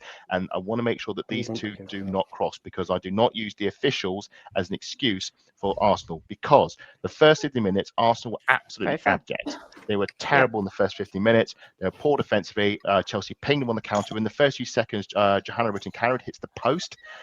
We could have been 1-0 down, but at that point, we didn't learn a lesson. We get pinged on the counter again. Mariana Caldente running back, looks like she's running through treacle, can't keep up with the pace of the game. Alicia Thompson, great goal, go 1-0 up. That was in the post. Should have been 3-0 because I think they hit the Daphne tips a shot onto the bar, and then she has the parry shot close range. We were all over the shop. Now, after 15 minutes, Arsenal get their act together. The game evens out, but Chelsea have the lead. But we sort of get our shape sort of sorted. But Chelsea are one of the best defensive teams in the league because they know they can sit on a 1-0 lead and they can ride the game out. They did it last season. They were 2-1 up. They went, right, we've got a 2-1 lead, lock down, don't let anything pass. We will manage the game out. That is something that Arsenal could learn to do because it would have been very useful done it against Bayern Munich earlier tonight if they'd recognised the situation, read the game, locked the game down.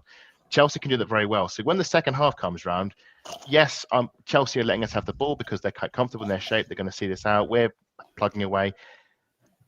Now, the first half, I didn't notice the referees, which is correct because you should not notice the referees because the referees should never be the story. They should just be in the background. Yes. They make the decisions.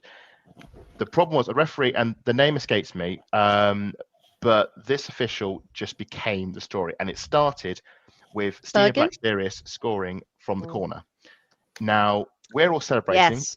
We're all celebrating because it's 1-1. The players are celebrating. The goal celebration music is going. Of course, there's no VAR on the WSL, so usually when that goes off, you're thinking, right, it's a goal. So everyone's celebrating. It's a goal, yeah. And then there's a weird sort of pause when we notice that everyone's not running to the halfway line to shoot out the game. The referee's patting her arm and pointing and gesticulating around. It took so long for the whole thing to process out, and then there's a realization that the goal's been disallowed, and we're all a bit confused. Oh. And the rumor is, well, the story is not rumor, it's the fact it's the referee just had a handball. You watch that replay back and you tell me where the ball hits Stina Black-Sirius on the arm. It doesn't. So this obviously it's a big miss. Now I'm very much a ref sympathizer when it comes to these things because I always try and think, well, there's always reasons and it's human error because refs are humans and humans make mistakes and they do change games. However, I do not use the referee as an excuse because she was equally awful for both Arsenal and Chelsea. Case in point, Victoria Pelova could have been sent off for a very nasty crunch on the ankle. Katie McCabe could have been sent off because having seen Stina got disallowed, she just completely loses her head and flies in 2-footed on a player. No attempt to get the ball because it happened in front of her. She just came in 2-footed and wiped the player out. And I thought, she's lost her head. Bronze, that one. It might have been Lucy Bronze, and a few minutes later, Renee Wisely took her off and brought Taylor Hines on, which I thought was a great call because McCabe's head had gone. But fair play to us. We built up the pressure, we're creating chances, but the frustration I had is that we just looked like psychologically shot because there was hesitancy in the final third. We were dallying on the ball. It was all we were rushing shots, or we'd cut inside, and then get crowded out rather than just take the shot. But the goal does come. It comes from Russo. It's a late equaliser. And of course, ironies, you watch it back, it's probably offside. She's probably leaning offside. But we get, because it's very weird when you watch it, because she's in complete isolation in the box. You get the equaliser. It's 1-1. Okay, great moment. The stadium now is right. It's 10 minutes to go. It's 1-1. The crowd's pumping along. Everything's good. Freya scores what we think is the winner. Now, she scores. She's gone and celebrating in the corner. The crowd is electric now because we have to remember this is Chelsea on an unbeaten run. They haven't lost in the WSL since they lost away to Matt Beard or at his hole. Matt Beard's Liverpool 4-3 in Emma Hayes' last season. So we're thinking, right, can we be the ones that ends that streak? Because we need that win to get 2 points behind Chelsea. Freed in 90th minute has gone through and dinked the ball over the keeper's leg to make it 2-1. The unbeaten run is over, and we look up and we see the offside flag. Now, offside, it's like, okay, I can accept it, like whatever. But I think that's the moment where the crowd just sort of snapped, and they were just seeing officials chalking off goals. And I have slightly more sympathy about this one because I've looked at the pitch twice, and I could say it's like a Schrodinger's offside. It looks both onside and offside at the same time. I can't say for absolute certain if it's the right call or not because it is so close, and so I have sympathy. But the problem is because of what's happened with the Stina goal being wrongly chalked offside, it becomes about, the referees are robbing the game, and it goes into conspiracy, and it goes into, Chelsea buying refs. And I don't believe that because I said before, the referees, one of the worst refereeing performances I've seen of a game. I thought the referee was completely out of her depth. I don't know why she was selected for this game because she ruined what was actually a really, really good game of football. Chelsea will feel bad because they were brilliant for the first 50 minutes, should have been further ahead, kind of like I said Bayern earlier tonight. Chelsea should have won the game because of the first 50 minutes. We should have won the game because of the response. The reason we didn't lose was because of the ref. The reason we drew was because of the ref's goal, and the reason we didn't win was also because it was weird. But I don't blame the referee result. I blame it on Arsenal because we were so poor in the first 50 minutes. You have to play for 90 minutes against Chelsea. It's no good playing for 75 minutes, 80 minutes because Chelsea are that good. They can win a game in a minute. They can win a game in 10 minutes, and it's just another sense of what could have been. We could have won that game. but we didn't. And that's kind of, again, it's been our mantra for years now. It's like, oh, we are so close, but we're not. We're now what, 5-10? I can't. We've dropped so many points now this season. I think we've dropped 9 points, I think, already this season, which is only Chelsea can drop 9 points and win a WSL title. No one else can. And we are, and bear in mind that those drop points for Chelsea was at the back end of the season. That when they dropped 9 points, we've dropped 9 points, and it's November. It's just not good enough. And discuss. I know I'm going on a bit of a ramble here, but discussing afterwards, it's just very frustrating because the same things again this season. And I think we went in the season, as I mentioned earlier, on a big high win the Champions League and thinking, right, WSL title coming in next. We are nowhere near. The only saving grace is that Chelsea have dropped 4 points already this season.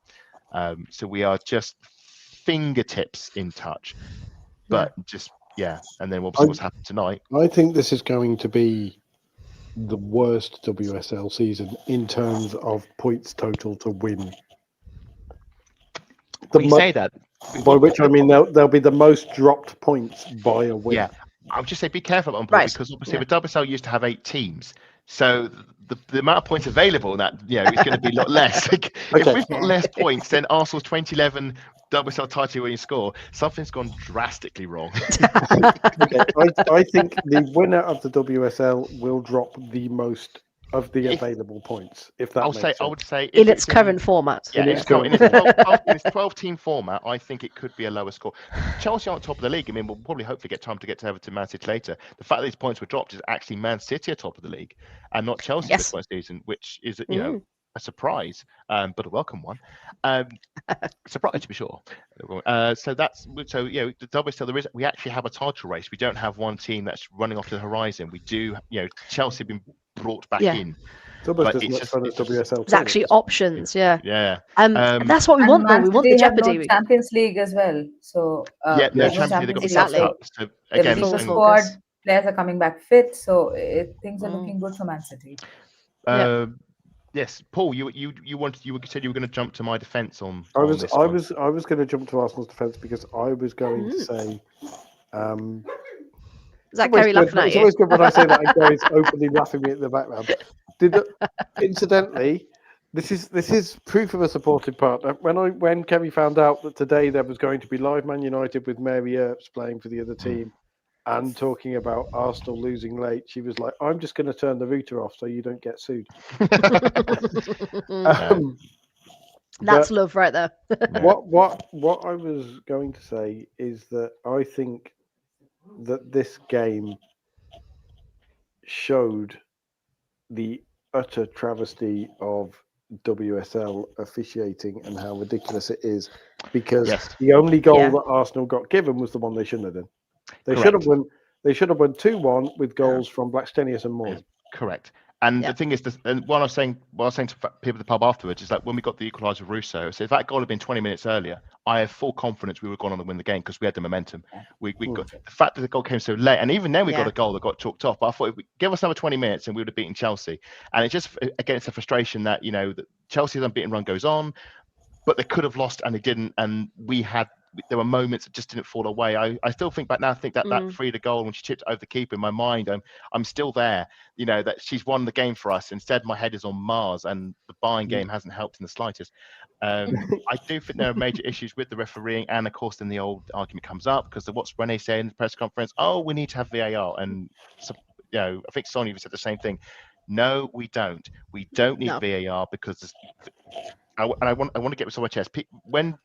Because Emma Hayes did this once as well. I think we beat Chelsea 3-2. Emma Bethany scored a goal that's offside, and Emma Hayes said, "We need VAR for the women's game. It's disgraceful that women's football doesn't have VAR." And it's no, because when managers don't get decisions they like, they think VAR will fix it, but it won't. Because, and this is why I try to be open about the referee. When things don't go your way, you end up like tunnel visioning only on the decisions that didn't go your way, and you ignore the ones that did. Because if the referee got everything right, Arsenal would have had 2 players sent off, and the disallowed goals would have been shuffled about. And the thing of VAR is, it's not a magic pill that you put it and it just fixes every decision and gets everything correct, because all you've done is inserted another layer of incompetence, because it's the same officials that are getting decisions wrong that are also in the VAR booth to make those decisions. So it actually comes down to luck if the VAR actually goes your way and corrects a decision that was incorrect. More often than not, they will either just palm off and agree with the wrong decision in the field, or worse, there'll be a correct decision that will overturn to be wrong. And that's why I think when it's a cry for help from the managers, because I think you don't want VAR. What you want is the decisions to be correct. In your instance, you want the decision that went against you to be correct, because then you get the result that you'd actually want.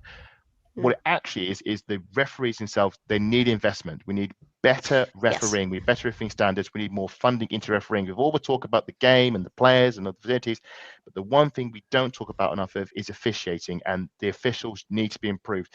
I think the only official one of the best referees I think is Stephanie Frappart.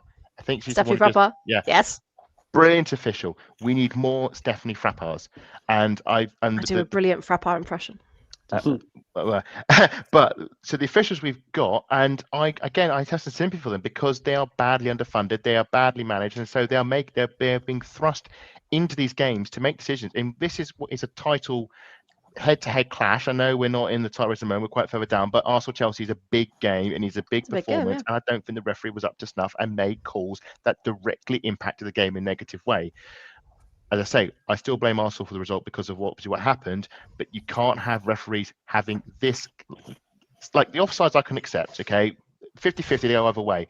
But the Stina Blackstenius handball is the big gaffe of the day. That should not be happening. That is a unicorn error, and that is down to the officials, and that has game-changing impacts and title season. I know we're only in November, but that's immediately, it's a fork in the path. Points. Yeah. And that's why I think it's a badly neglected area when we talk about things that need investment. Referees, don't give us VAR. I would have goal line technology.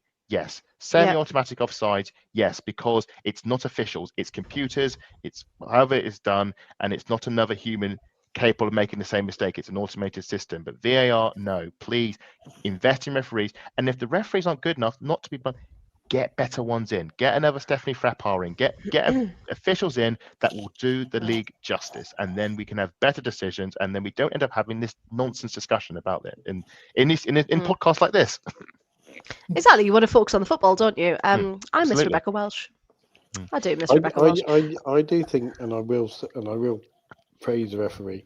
I think the best WSL women's referee I've seen referee, and when I say women's game referee, is Adewunmi Sane, who I've seen do WSL 2 a lot.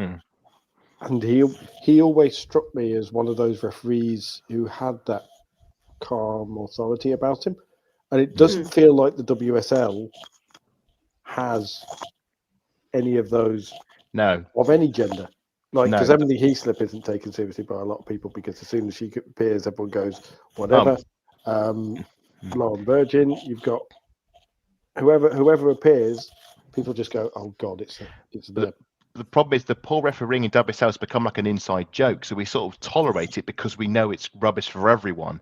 So it's like everyone's got a story of, I remember that game when you were that official, and exactly, everyone can remember. It just ruins it, doesn't it? It does ruin it. But the problem is then if there are bad decisions when you go, okay, they didn't get a booking, the booking got missed, but it's when it's an absolute honker. And I think there's been other ones in the past where there's been like balls go in the net and referees miss it, or handballs that aren't handballs. Absolute honking ones like that. You go, no, I'm sorry, that's unacceptable. There are decisions I can accept that you miss, and then there is that. And also, I agree that VAR doesn't fix it, because I'm a Coventry City fan, so I know how VAR doesn't fix it. You never mentioned it. Yeah, no, it was clearly onside in the semi-final, wasn't it? It was clearly onside in the semi-final. It was, because if, like you say, if you're literally drawing a line based on where somebody decides to put a line, then it goes over a player's foot. And so how about then? So we know, and we've said it for ages, haven't we? For time immemorial, that we need to make sure our refs are supported, that they're getting the best practice and qualifications, and we know we need to raise standards. So in the Spanish and Italian leagues this season, they are doing FVS, which is football video support, which is a monitor on the side of the pitch, and managers get 3 challenge cards, a bit like tennis. And so if they think a decision has been missed, they can give their challenge card to the 4th official, and the referee then checks it. Do you know so they get a second look at it? This? because the BBC across their platforms are currently doing a thing called Reinventing Football, which is basically where they ask pundits and fans and everybody if you could change anything in the game to make it better. And obviously everyone's going sack VAR off. But you've got loads of pundits saying we should make it like rugby. We should make it like the NFL. We should make it where the only review of decisions is a limited set of reviews, which is instigated by coaches. Well, saying, sorry, I think you've missed that. Yeah, rugby isn't. So rugby is not. I know there's somewhere you can basically like hockey. I think you can put like a card in, and you get to keep your appeal. Or tennis used to be like Hawkeye. You give an appeal, and then you keep it if you were correct to be. If it's incorrect. Rugby is constant communication with officials and the chap in the van. The key thing rugby is the officials are really good. I mean, rugby officials. I don't know how you can referee a rugby match because there is so much going on. But I watched the TMO, what we call it, the television match official and the rugby and the official on the pitch, and they are all in sync. They all know what they're doing. They are clear cut with the communication. There's no guesswork. There's no fumbling. They know the rules. They know what they're looking for. And okay, maybe once or twice you could get a decision you think maybe not. I mean, Scottish rugby fans might argue, given there was a huge decision that stopped Scotland winning a Six Nations match a year or two ago, where somehow, it was one of those without going into the minutiae. It was the equivalent of the ball was clearly over the line. Yeah, well, and yes, still not given. It's that kind of thing. On your day-to-day running of the TMO on a rugby, because I usually watch on the Six Nations. I feel very impressed. I feel this is competent. This works. This is great. This actually adds stuff, and it's not kept as a house secret because again in rugby, everyone can hear the referees. You can hear. I think hearing the referees in game is brilliant, and I wish I love that when they did it. Was it in the World Cup? It was the World Cup, where they had VARs and then they'd literally mic them up, and you'd have which is where Stephanie Frappard became a legend. Frappard going, yes, that it's a penalty, but that's only after VAR review. Yeah, but I would rather hear it all through the game. I'd rather hear referees all through the game. Oh, 100%. Because the problem is, at the moment, because you have the mics muted, everyone just goes, conspiracy. I would hear them all the time, hear the match all the time, and have it's just.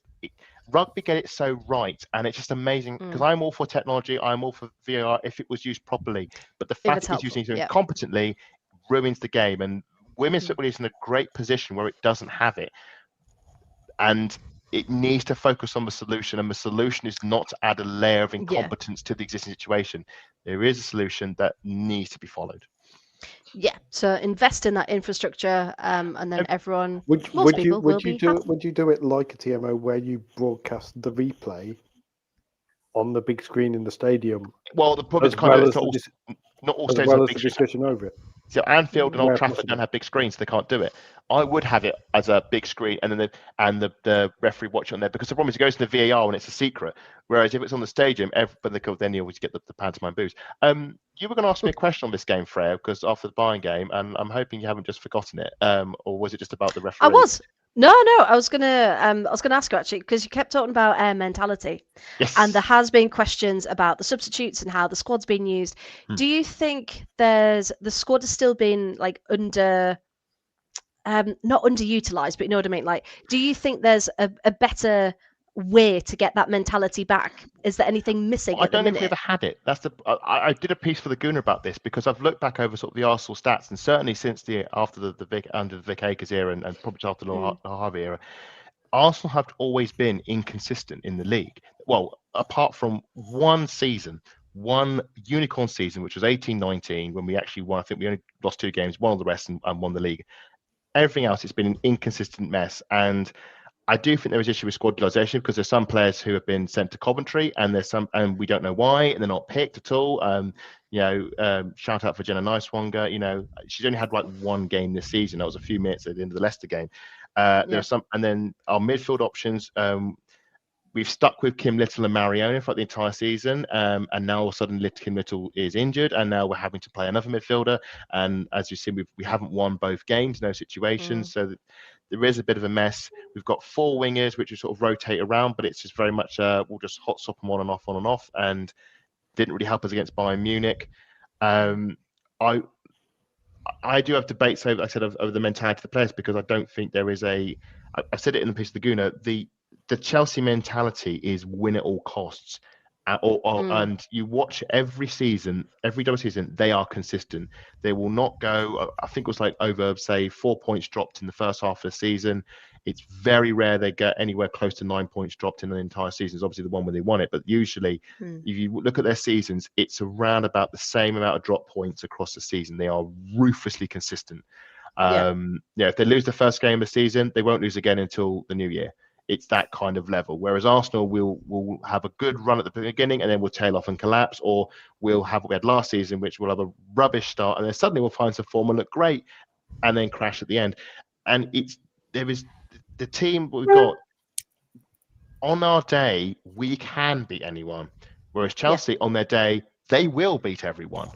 That's the thing. We are such a Goldilocks team where we need to have the momentum. Everything needs to be going right for our way, or we need to understand the mission. We need to know precisely what result we need that will get us over the line. And again, that's how having our second legs of the Champions League work to our advantage. We went into every game knowing, right, we need to win 3-0. We need to win 2-0. We need to win 4-1. Whatever result we need, we know what we need to do to get over the line and get into the next round. Whereas in the WSL, you can't do that because you don't know what result you need, because the results are all changing and it goes on for all the way to the end of the season. And then what you realise is actually the season was lost 5 months ago because you drew home to Villa and lost away at Manchester City. Yeah, and it happens season after season after season. You come in new season, think, oh, good, new signings, this would be exciting. But the players, a lot of the players that we're playing are the same players that we had 5 years ago. When the game against Chelsea, none of our new signings that summer started the game. All those players were players that started or came off the bench the previous season. Olivia Smith was on the bench. Chloe Kelly was on the bench. Trying to think, what was the other one we saw? Taylor Hines was on the bench as well, and our sub goalkeeper as well, who hasn't got a game yet. So do you think it's quite stagnated then? Yes, like there's no magic. It was going a bit flat, and Rennie came in obviously off the Lionesses, and it sort of got a bit of vim vigor. You get the new manager bounce, but you can't. New manager bounces don't last. No. They don't last, and then after that, you need to have some bit of substance behind it. And of course, Rennie came in; it was a big, and everyone just sort of rode that wave, and it miraculously. There's no other word for it. It was a miracle. We got a Champions League final off the miracle. And the only comparison I've had since is when Roberto Di Matteo did it with Chelsea when he came in half of the season, won a Champions League, and it was great. And then he was gone after a few months into the new season. And I worry with this team is that where is it going next? And I think there are problems all the way through the club. And Claire Wheatley gets mentioned a lot amongst fans. There's a lot of unhappiness over the recruitment, about maybe how the club is managed. There's questions maybe is Renee the right man? It sounds crazy. She's won a Champions League with Arsenal, but is she the right manager for Arsenal? Is she too young for the job, or is she like an Arteta? Do we put all our chips in her, we invest in her, and then you have to look down at the squad? Is the squad good enough? I think it is an aging squad. It says a lot about a squad that Kim Little, who is coming up to late 30s, going to be either mid 30s, late 30s, is probably our best player. That's not good. We shouldn't be in that position. There are players, like I said, have been there since 2015 or 2017 who've been at the club. Should we not be looking to refresh those players? People will say, "Oh, this player is brilliant," and they might be brilliant.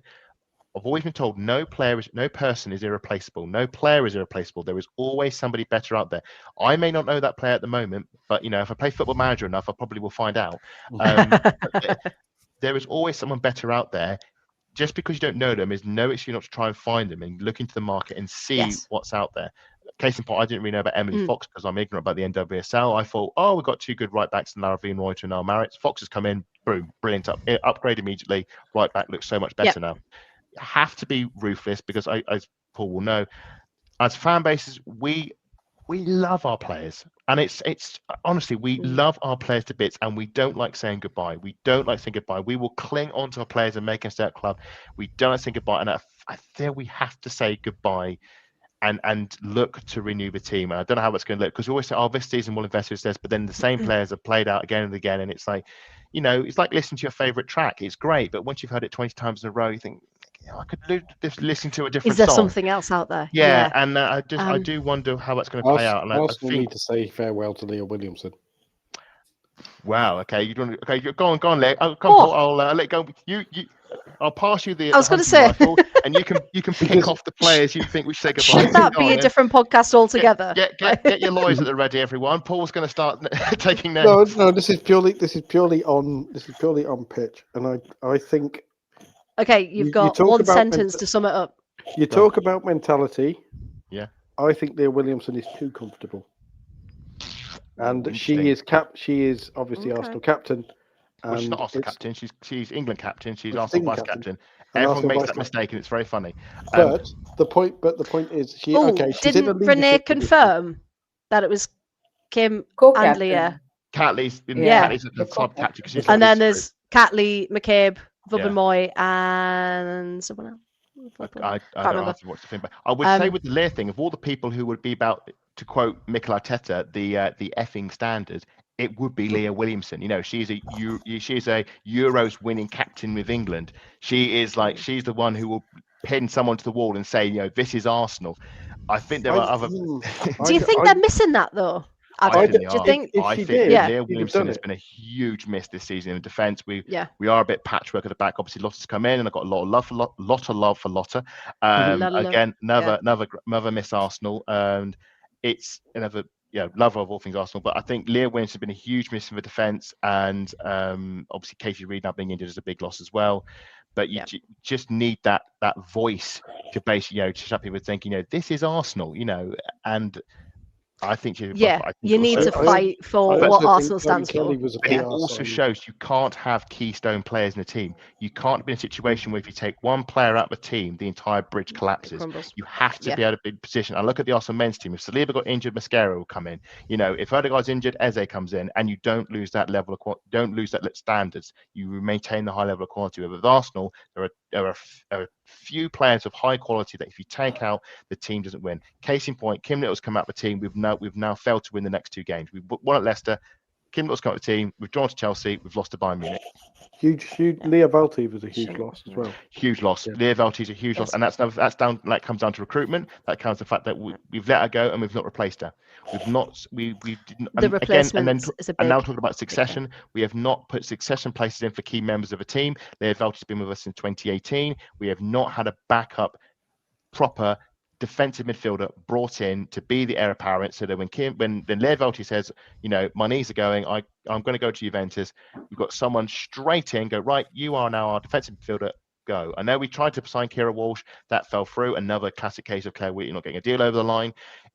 It's very frustrating that we now end up in a situation where we're playing Mariona and basically two attacking midfielders in the pivot. In the whole pivot. And therefore, teams like Chelsea can just run straight through us because we've got no defensive cover. I think you've got the problem, though, as well, that Arsenal's whole, and returning to the mentality thing. Yeah. And I will use Chloe Kelly's signing as an example of this, because Chloe Kelly is basically Rachel Williams with a better PR team at this point. I would say, Rachel Williams still does the job. But I think she's one of those players, the mentality that you need to come on and be like, come on, don't cast shade on the 2011 WSL top scorer. but I think that the problem you have, and Karen might have a thought on this, is the mentality of Chelsea is there doesn't appear to be egos, or if there are egos, they are focused. They are linked to the team. Whereas Chelsea, Arsenal is, we're really good, and Russo has her PR stuff, Kelly has her PR stuff, Williamson has her PR stuff. I would say Chelsea. There's a great video that Emma Hayes. It was on DAZN. It's a very famous clip of her, and it's after I think they drew 1-1 away at Brighton, and she gets the entire team into the team meeting at Cobham, and she just absolutely goes for them and says, this is Chelsea. Get better, or I'll get someone else in. That it's a very great clip, and that is the embodiment of this is the effing standards. And I think, like I said, I think you're doing Chloe Kelly a bit of discredit. I think she's a very good player, won us the Euros, but there is a lot of it feels like the fact that there's a lot of love for our players, and people have always a lot of love back, and it's all very nice, and we all support each other and they support us. It's all great, but is there that absolute straight down the line ruthlessness of it's not just about having a great time, It's about winning with WSL. Is that It's about drilled winning. in, like the Arteta, effing standards, this is what we expect as a club. If you're not going to do this, the fans may love you, the players may love you, you may love playing for the club, but if you are not 100% the player to do it, and Chelsea have that, and there are good players that have left that club that we've all gone, really? Leaving, she's great. Why? Like Bethany England, I remember, was brilliant for Chelsea for a few seasons. And then they brought Sam Kerr in. I thought, well, hey, you got Bethany England. Why have you brought Sam Kerr in? Well, you brought Sam Kerr in because she's one of the best strikers in the world. It's harsh on Bethany England, who had a great season with them, but then she was phased out, and now she's out at Spurs. And it's that level of like, yes, the fans may love Bethany England, may think she's great, but at the same time, if there is someone better out there, you've got to be ruthless, and you've got to make the move. Yeah, this person's great, but we're going to bring. We've got to upgrade. And the classic Arsenal men's cases, and people love Darren Ramsdale in goal. Arteta went and bought David Ryan, and was like, "What's going on, David Ryan? Well, we've got Ramsdale. Why have we got David Ryan as well?" Well, we see why. David Ryan's a better keeper, and Ramsdale's gone. Harsh, but right in the long term. And that is the thing. Well, that's what I think it is. It's ruthlessness we don't have, and it's the mentality we don't have. And I think if the things doesn't change in a year's time, we'll be doing the exact same conversations. True. So if Renee and Arsenal are watching, then hey, Adam, we'll need to get you in the dressing room at halftime. I'm popped up. I'm taking. I'll do the full Mike Bassett. I'll be hurling bags at them, saying, we're 2-0 down to the effing Blues. Where's your bottle gone? The whole. I'm taking Arsenal on Football Manager. I'm convinced. Now you're in. You're doing it. You did it. Okay. The wheel of evolution on Arsenal. Right, that's happening. You're doing it, and you're going to run him into the ground. That's what you're going to do. No, I've got to try and win with them because you will be holding me accountable. So. That's also very true. Right, Kai, is there anything else that you would like to say about the weekend and Chelsea's performance? Yeah, it's the 1-0 lead, right? How do you manage the game? Because like Adam said, Chelsea are one of the best defensive teams in the league. Like if we decide to sit back, 9 times out of 10 we don't concede that goal, but against a team like Arsenal, you can't hold on to that lead, and I think that's what was lacking. Second half, fair enough, in the first half you missed a few chances, but I expected the team to come out firing in the second half and get that second goal, and that's definitely lacking with Chelsea. That's the frustrating part of the team right now, because after getting a goal, there's a bit of complacency that just creeps in. And I mean, honestly, obviously you can't compare Arsenal and St. Polten or anything of that sort, but to see the fact that the team kept persisting to end up with like 6 goals, that was refreshing to see, because it's been a while. It's been a while where we've been good for, say, at least 70 minutes in a game, which is sometimes what you need. Against a team like Arsenal, you absolutely have to kill off the game. Otherwise, take those chances where you can, 100%. And Tony's saying there in the chat, if you watch that same documentary, which was like, this is Chelsea, get your act together. Ramona Backerman, of course, she was there, wasn't scoring, Hayes wasn't having it, so reduced to playing time and said, we'll go somewhere else then, because getting playing time here. There's another clip from the documentary that I really like, where Emma Hayes pulls Jess Carter aside and she asks her, how many medals do you have? And Jess Carter says 0, and Emma Hayes says, this is Chelsea, we don't do 0. Yes. apart from Champions Leagues.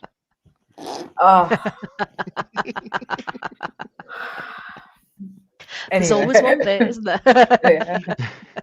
Yeah, and I couldn't let this slide. Tony, I mean, I can't tell if this is appreciation or shade, I can't quite tell, but the best time me and Paul did have during the well, no, it was the World Cup, wasn't it? It wasn't even the Euros, but we spent a solid 10 minutes doing Frappart impersonations in different accents, and that's what the chaos led us to that night. And Tony, I completely forgotten about all that, so thank you so much for bringing that back.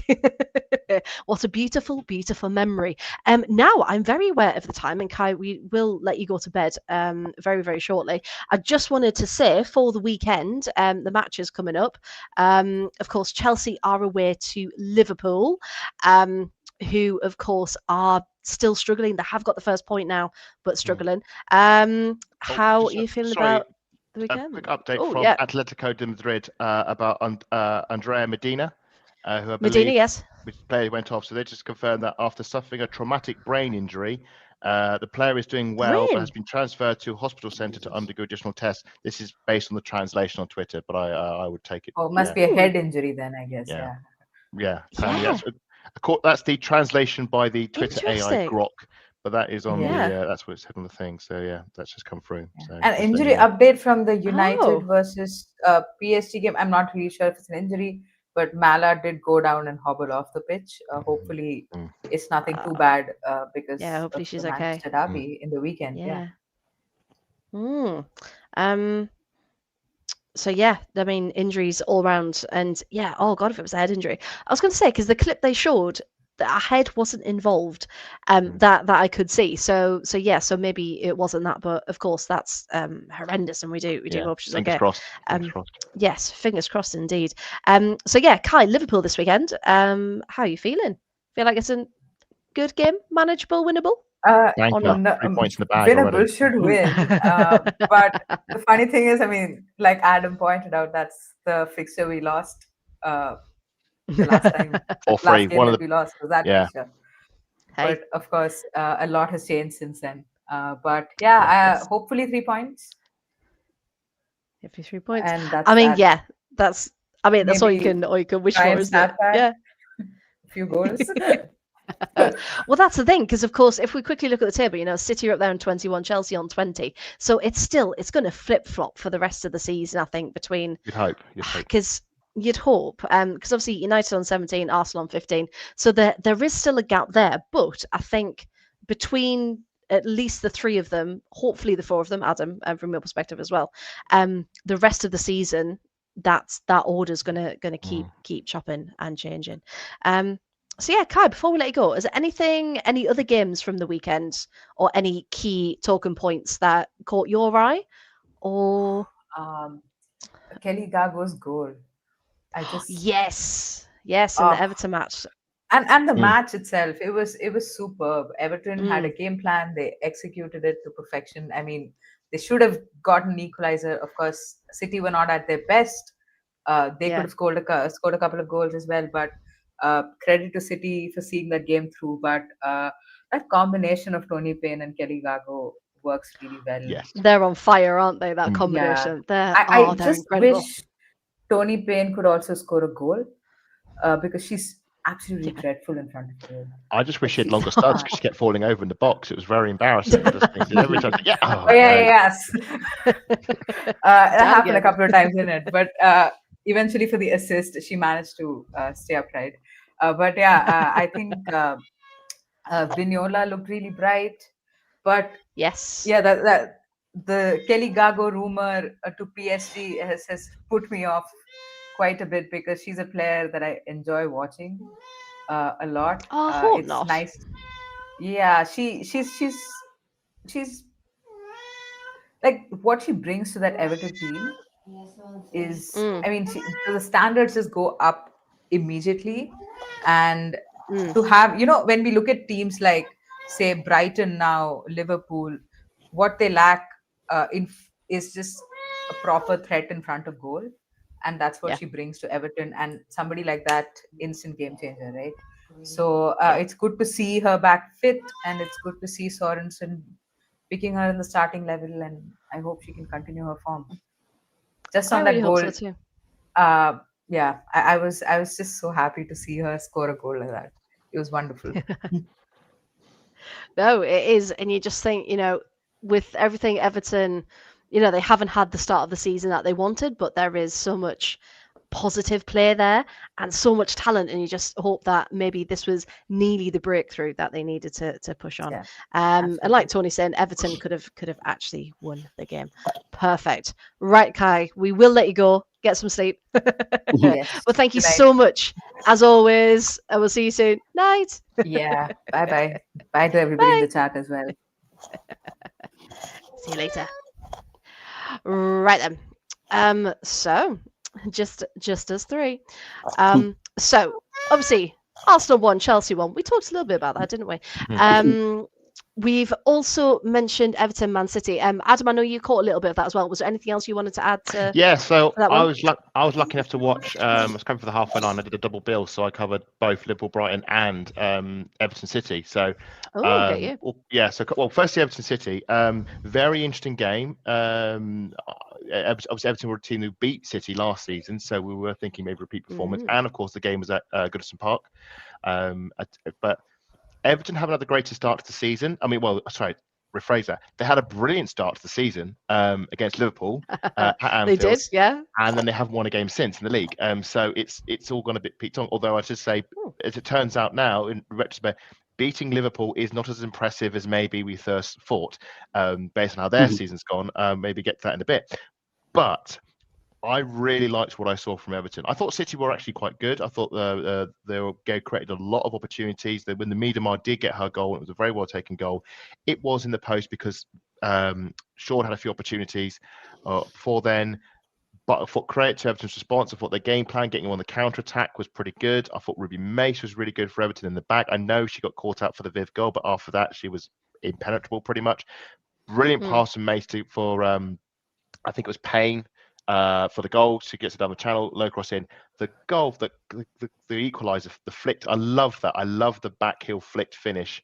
I think it was from Gago. It was just genius. Just like that moment. mid-air as well. Yeah, and it was the only way that ball was. It reminded me of Danny Welbeck against Sweden in the 2012 Euros. Just to cast your mind back. That sort of near post back heel flick gets it in. To be fair, Shaw should have taken the lead right into the first half. She heads a sitter over the bar, but of course, Bunny Shaw is Bunny Shaw. Second half, Wabi cross, Bunny Shaw heads it in, and at that point, 2-1, I felt kind of sorry for Everton. I thought it was a bit harsh, but the rest of the game was brilliant. Both sides had great chances. Everton hit the post. The name escapes me, but she scored the hat trick against Liverpool, I think, in the opening game. But she was very unlucky not to score in this one. It was a shot from Vignola. Vignola. Low drive, beats Yamashita inside the post, and just it should just bounce into the net, but it spins away. But really love the intensity Everton played with. Man City could have got a third.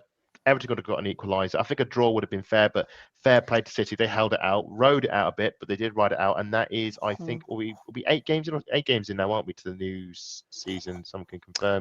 Yes, it's Matchday. So 7 wins in a row for City. So they are the form team. Wow. So after losing the first game, and that's why they're top with 21 points. So very impressed with City, getting that win. Very impressed with Everton. I think Everton maybe been a bit unlucky. I think they probably should have won more. I know Chloe obviously Chloe has got on record. Yeah, she's been she hasn't enjoyed the Everton season as much as she'd hoped, but I think they should do well if they play like that against the other teams. And that is the thing. It's all well and good playing at that level against City. It's playing like that against Aston Villa, against Leicester, against Brighton, and getting the wins that you need to get at the table. It's no good saying, well, they played well but they lost, and say, that doesn't keep you out of the but they need to win. We need 100%. But I really like what I saw from them, that one. And I love the fact they got Goodison Park as their main home ground, but the problem is how familiar they are in playing at Goodison Park. Moving stadiums, it does impact you if you're not fully acclimatized. They only really ever played the Liverpool derby, the Merseyside derbies rather, at Goodison. Once or twice they played other games there, but Goodison was primarily for the Merseyside derbies, and now playing a lot more often. I think it's a good move. I just think maybe they could have built up those Goodison games a bit more in the previous seasons before then making like we have with the Emirates Stadium. We sort of built up our game library, and now we've gone all in for the WSL games at Emirates Stadium. But I like that one. The other game I watched, I said, was Liverpool Brighton. I did feel like I was going to get stitched up on this one because I've been banging it on saying, Liverpool are not going to win under Gareth Taylor, and then like 93rd minute, I'm thinking, oh crikey, they're going to actually get a win on this one. No, Rota Kafaji comes in and saves the day and saves my belief. I cannot believe that after absolutely stinking up the gaff at Manchester City, and I know Martin Paul has opinions on Mark Skinner, but my impression of what Mark Skinner is that he achieves more with less, whereas Gareth Taylor is a manager who achieves less with more, which is quite incredible. He's got one of the most best funded teams in the league and in Man City at the time, and had them finish 4th behind an Arsenal team that had 4 ACLs missing and a host of other injuries, and was playing Jodie Taylor up front against Villa on the last game of the season. That's the trend we're in, and we still Was that the one she didn't have her shirt printed properly? Was that may one? have been, and Rachel I Daly can't remember. scored, and we lost 2-0 at Meadow Park, but City couldn't get. Oh, was there? Yeah. So was I. But we didn't care because City couldn't even beat that. You know, they had their hands on the title with injury time to go at their home ground against us, and they blew it with Tuchel because Gareth Taylor, look, he has this mentality of, I've got my philosophy, I've got my style of play. Great.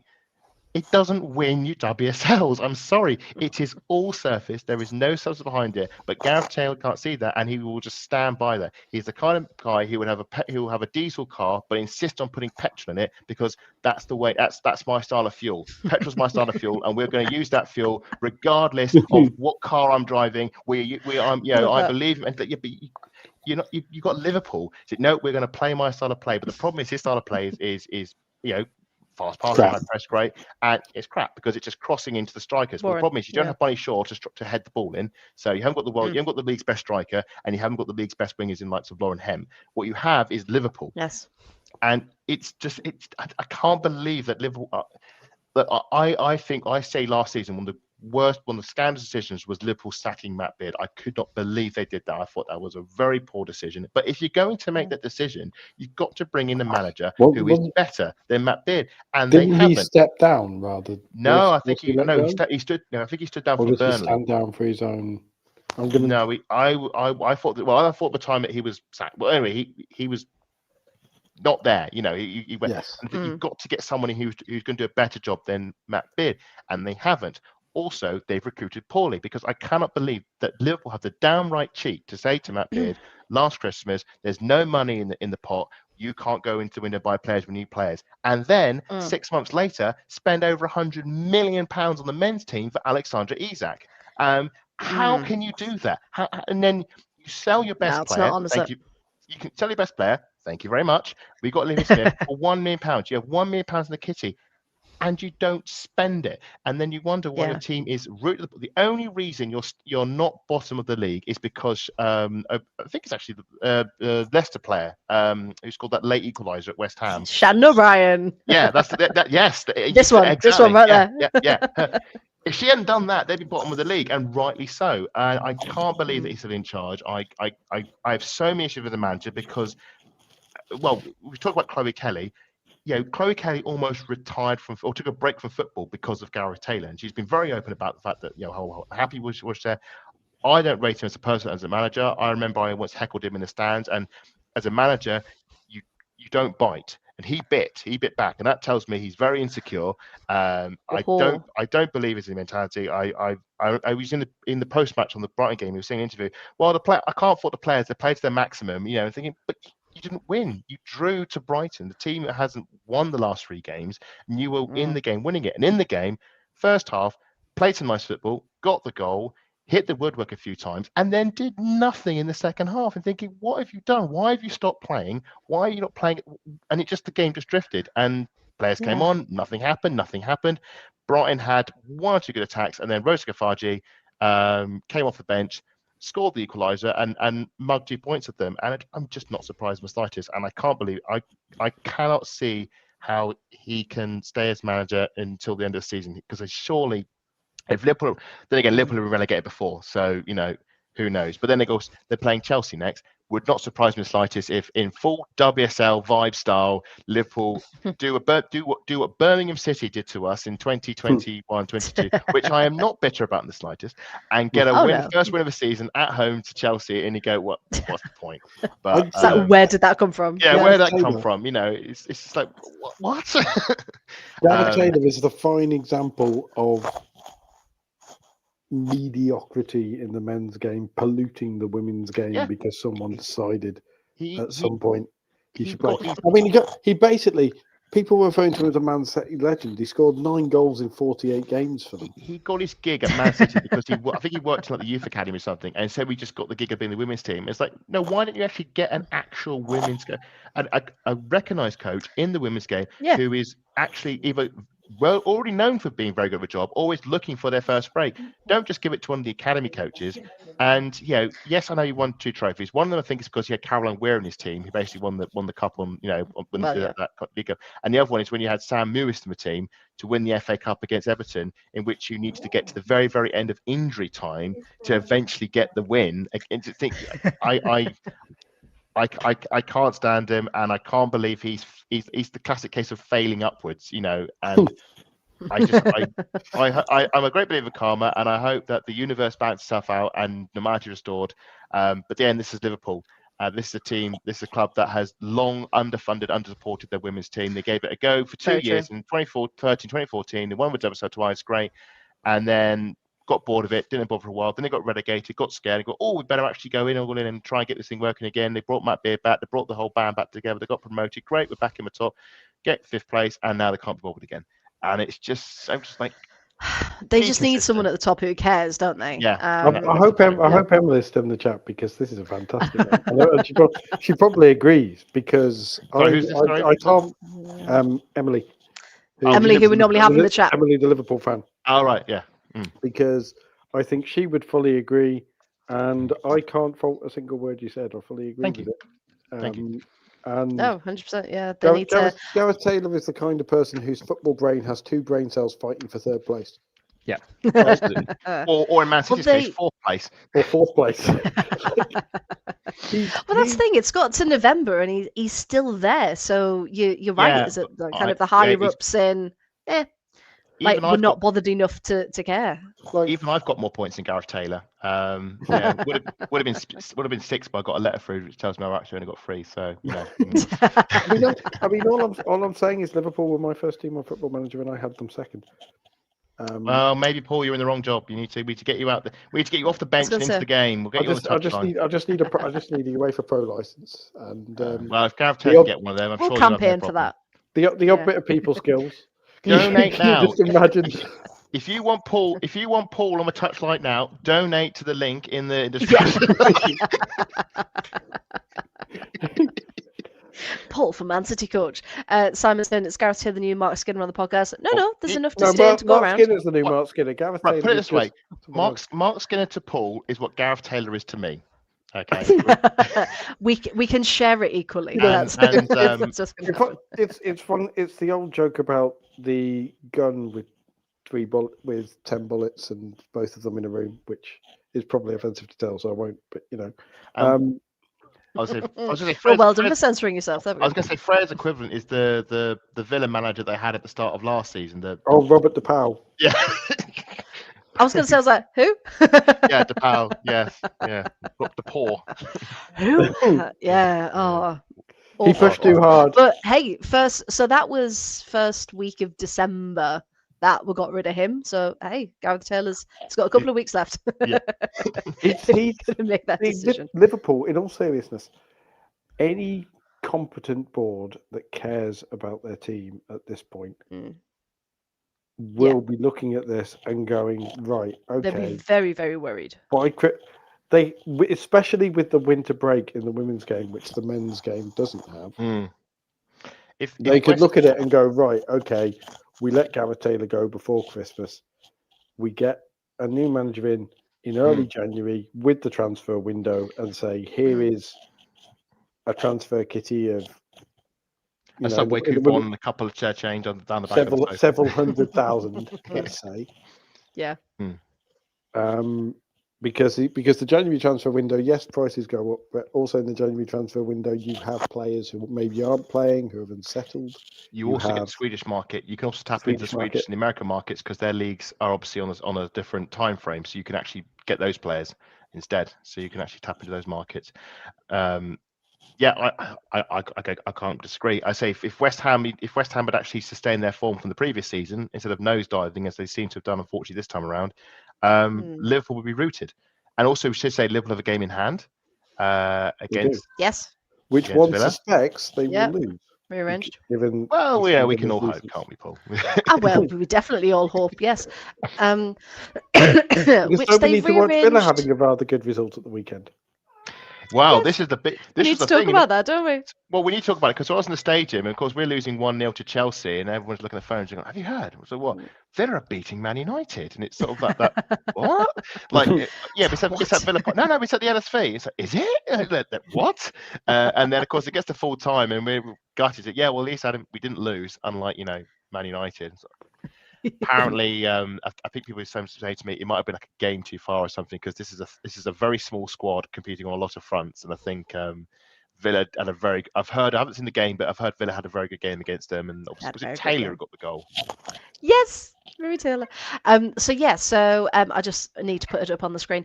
Aston Villa in green. Look at it. 1-0 against United. It was. It all fell into place. And I know people are saying, they were looking forward to the PSG match. They weren't really looking at Villa, and it's like, but like you said, you've got to have the squad to deal with both. Yes, you may be looking at one maybe more than the other, but you can't let your guard drop, can you? No. And I was talking to Barry on Monday about this, and he just said that first half we couldn't get anywhere near that goal, because Villa were, and we talk about having a really good defence in the league, but Villa's defence is very, very good.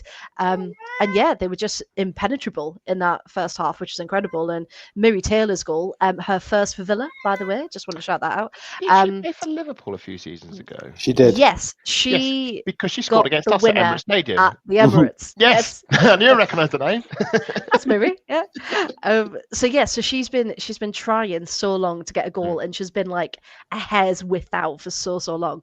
So the fact that comes in from, oh god, it's all blurred now, comes in from a corner, I think, and it kind of gets deflected a bit, falls to Miri, and she just boots it into the back of the net, and you're just like, oh my god, we've done it, we've scored.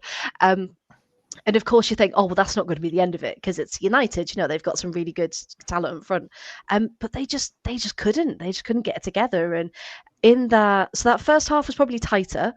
The second half, Villa played some beautiful football. Missy Kearns needs a massive shout out as well. She was up front at one point. She was like, "No, I'm not having this. I'm going." She nearly came close to scoring. Noelle Moritz had a go, and you just think they were so pumped up, and you can see like Natalia Arroyo coming in. A lot of people have gone, who?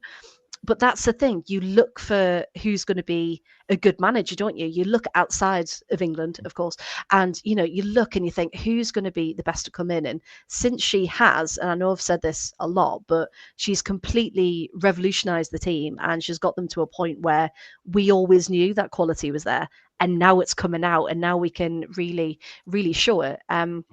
Because again, last season it was, you're not playing badly, you're just not getting points, which. You kind of need points in the league, don't you? I remember watching, I think it was Chelsea at Villa Park last season, and I watched them, and I thought, on a coin toss, you could have won that game, and it was I think it was an own goal in the end, and I thought that is just typical Chelsea. They've been, they've not been anywhere near it. Villa have been really good, really structured, almost got a goal at one end. I think it might have been Kirsty Hansen, and then gone. That was it, over. And it was just like, and that was our look for so long. It was like, oh god, when's it gonna happen? And I think for it to be Miri, and for that to be the first ever time Villa have won against United in the league, again, just put that out there. First ever time they've won against them in the cup. But that was on penalties. But yeah, first ever time in the league that Villa have won out of all meetings. I think it's like 15, 16 games, and they've never won. The most we got have been like really frustrating draws. More on the United side, we were very happy with the draw. But yeah, first win, and for it to be 1-0 as well, and to keep it, like we were saying, keep the lead. Don't let any more goals in. So just to really sure up in that second half was just insane, and just the feeling was like, oh my god, we've done it. And just so incredibly proud of the team, because it was some very, very good football. And it just makes you remember why you love it so much after you've been through I don't want to say heartbreaks, that's a bit over the top, but when you've been through the lows of your team, to finally get some highs was incredible. 1-0 to Villa. But yeah, speaking of teams who are struggling, Paul, you wanted to just say about West Ham, didn't you? Because again, another team that were so close to getting their first point, along with Liverpool. Both of them went 1-0 up, and then Shannon O'Brien does a thing.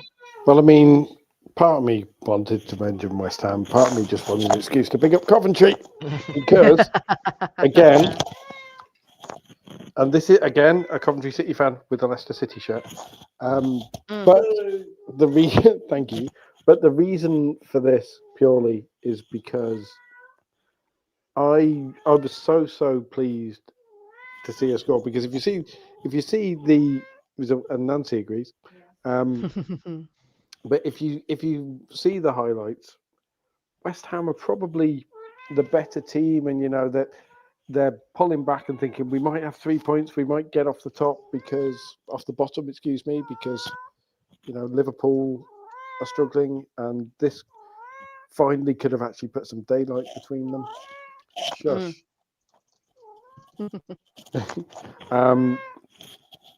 And then the Leicester goal is your classic throw everybody forward because there's a free kick in the middle of the opposition half, and it's lumped into the box, headed away, headed out wide, just fired back in. And again, I'm biased, but the control from O'Brien, because the ball is behind her, and you see her kind of react at the last second and stretch for it, and then just absolutely coolly hammer it into the net, race away. And apart from anything else, I was so pleased for her because she's had injury problems the past year or so. With one thing or another. Honestly. Can I just say this on the left, because it's Leicester City? I forgot Rich Passmore in goal, in the dugout, who last time I saw was managing the Notts County Ladies. Now there's a bit of that's a bit of football heritage. And I'm thinking, crikey, he's back in the game and he's back in the dugout. He is, and he has come in, and Leicester, credit to him, Leicester have looked far stronger than they did under Amandine Mikel. I was going to say, well, I was at the King Power for our game, and I'll be honest, in the first half they were a bit pants. They were a bit rubbish. I mean, we were 3-0 up, and it was like this is like ridiculously easy. They sorted themselves out in the second half, but the way we were just tearing through them, I thought they've set themselves up wrong here. They did get a very good goal, we should say, we get 3-1, but then we obviously Steiner scored. But no, seeing it back in the dugout was like, oh crikey! Last time I saw you were in the FA Cup final against Chelsea, leading the team out, and now it's No, you're for Leicester. But now look, it pleased me because apart from anything else, again, I'm biased because I first saw Shannon play when she played for Coventry United, age 17, 18. But you know when you see a player and go, she's going to be good, instantly. Just the way she moved, just the way she ran. I was gutted when she left Coventry for Leicester, who at the time were at the top of the Championship. Which Leicester? Leicester City women or Leicester City ladies? There's more than one. I'm assuming Leicester City women, because Leicester City women, I believe, are the lead WSL Leicester City. And it was gutting that she left halfway through that season, but obviously she went and then went up to the WSL. Scored against Man United in the FA Cup as well, for her first goal. And I've been following her since then. And she's a lovely human being and appreciated me yelling about her on Twitter so much that she said, do you want one of my shirts? Yes, please. Yes, please. I'll treasure it forever. Yes. I think she is one of the players in the WSL that isn't spoken about enough. Underrated. Massively underrated. 100%. Because she doesn't play. If she was doing what she'd done the past few seasons at wing back, for coming on as a substitute even for one of the big 3 or 4 teams, there would be a lot more conversation about her. And a lot more conversation about injury, being injured and stuff.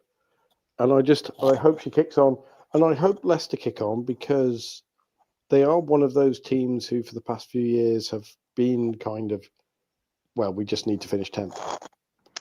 Yeah. And it's nice that they appear to be one of the teams under Vic Passmore have kind of gone, oh, sugar. There is. Yeah. We want to make sure that we've got more to give here. Yeah. Yeah, we've got more to give. And the way we move Sean is a hell of a player as well. We've spoken about her. Yeah. I think she's got. You talk about bringing in fresh blood. I think she is an Arsenal player all over. In like the way she loves to run with the ball, the way she runs in behind, but actually stay on side, unlike certain Swedes. Yeah. So I think. Well, hey, we'll get Adam to have a word now with backroom staff. Like, come on. I think she's definitely a name to watch. And I was also going to mention, because I can see Ness is in the chat as well, who is the sole London City Lioness fan. Well, that's the thing, because they did win 4-2 at the weekend. I think rather flattering, that scoreline. I know. I think Freya Godfrey had a great game, as far as I know. Freya Godfrey she did have a fantastic game. Incredible. You can take the player out of Arsenal, but you can't take the Arsenal out of the player. And I do think it was very She was just left completely unmarked for most of it. It's like, you know what she can do. She's about 10 foot tall. You can't let her loose. Like, come on. I think it was interesting. We talk about managers as well. Martin Ho coming out after that game on Instagram, I like that. And just openly going, "Yeah, I screwed up." You know, his statement was something along the lines of, "We get all the praise when we do well. We get all of the credit for wins. So we need to stand up and take accountability." And he kind of took the bullet for his players, because with Spurs playing as well as they had, there was an argument that Spurs fans would be annoyed by this, but Martin Ho just stood up and said, "Blame me for this one. I got the tactics wrong," and we were playing from behind. And you don't see enough of that in football in general, but certainly not in women's football. Well, I'm reminded of the Amazon documentary when we were at Teta, and one of the things he said when he was in the changing room, we'd lost the game, and he was like, I will take it out in the in the media. I will take the blame. It's on me. I will defend you guys, but he makes it clear, it's on you. He's not going to do a Mourinho and throw players under the bus. He'll take the the bullets and the rotten eggs and the rotten tomatoes and from the media, and take the blame for it. For them, because he's going to protect his own players. So that's a sign of a good manager if you do that. But obviously, it's only so often you can do that before. I do wonder, whether there was a conversation in the dressing room, like you say, of, "I'll take the slings and arrows and bullets, but you repay me." Yeah, in the you next need to game. prove it next time. This is me. Unfortunately, the next game's a North London derby. Imagine Which just quickly on that one though, because it's at Brisbane Road, isn't it? It's not at the big stadium, which is causing a lot of backlash. Yeah, this is classic Spurs. They put the boxing for the. And we should say previously we had history of this, because the last time we played at Brisbane Road, because the Spurs put an NFL game on a rugby game on. I think it was. There was another. It was NFL rugby. It's one of the two. I think it was a rugby game. Sorry, they put a rugby union game on at their ground on the same Northland Derby. So the Spurs team had to play the game at Brisbane Road, and we won 5-1. It was great. I'm gutted. I'm not going to be there for this match. It's the first derby I think I've ever had to miss due to work commitments. No. Gutted. But so hopefully we can actually win this one, especially if we go 2-0 up.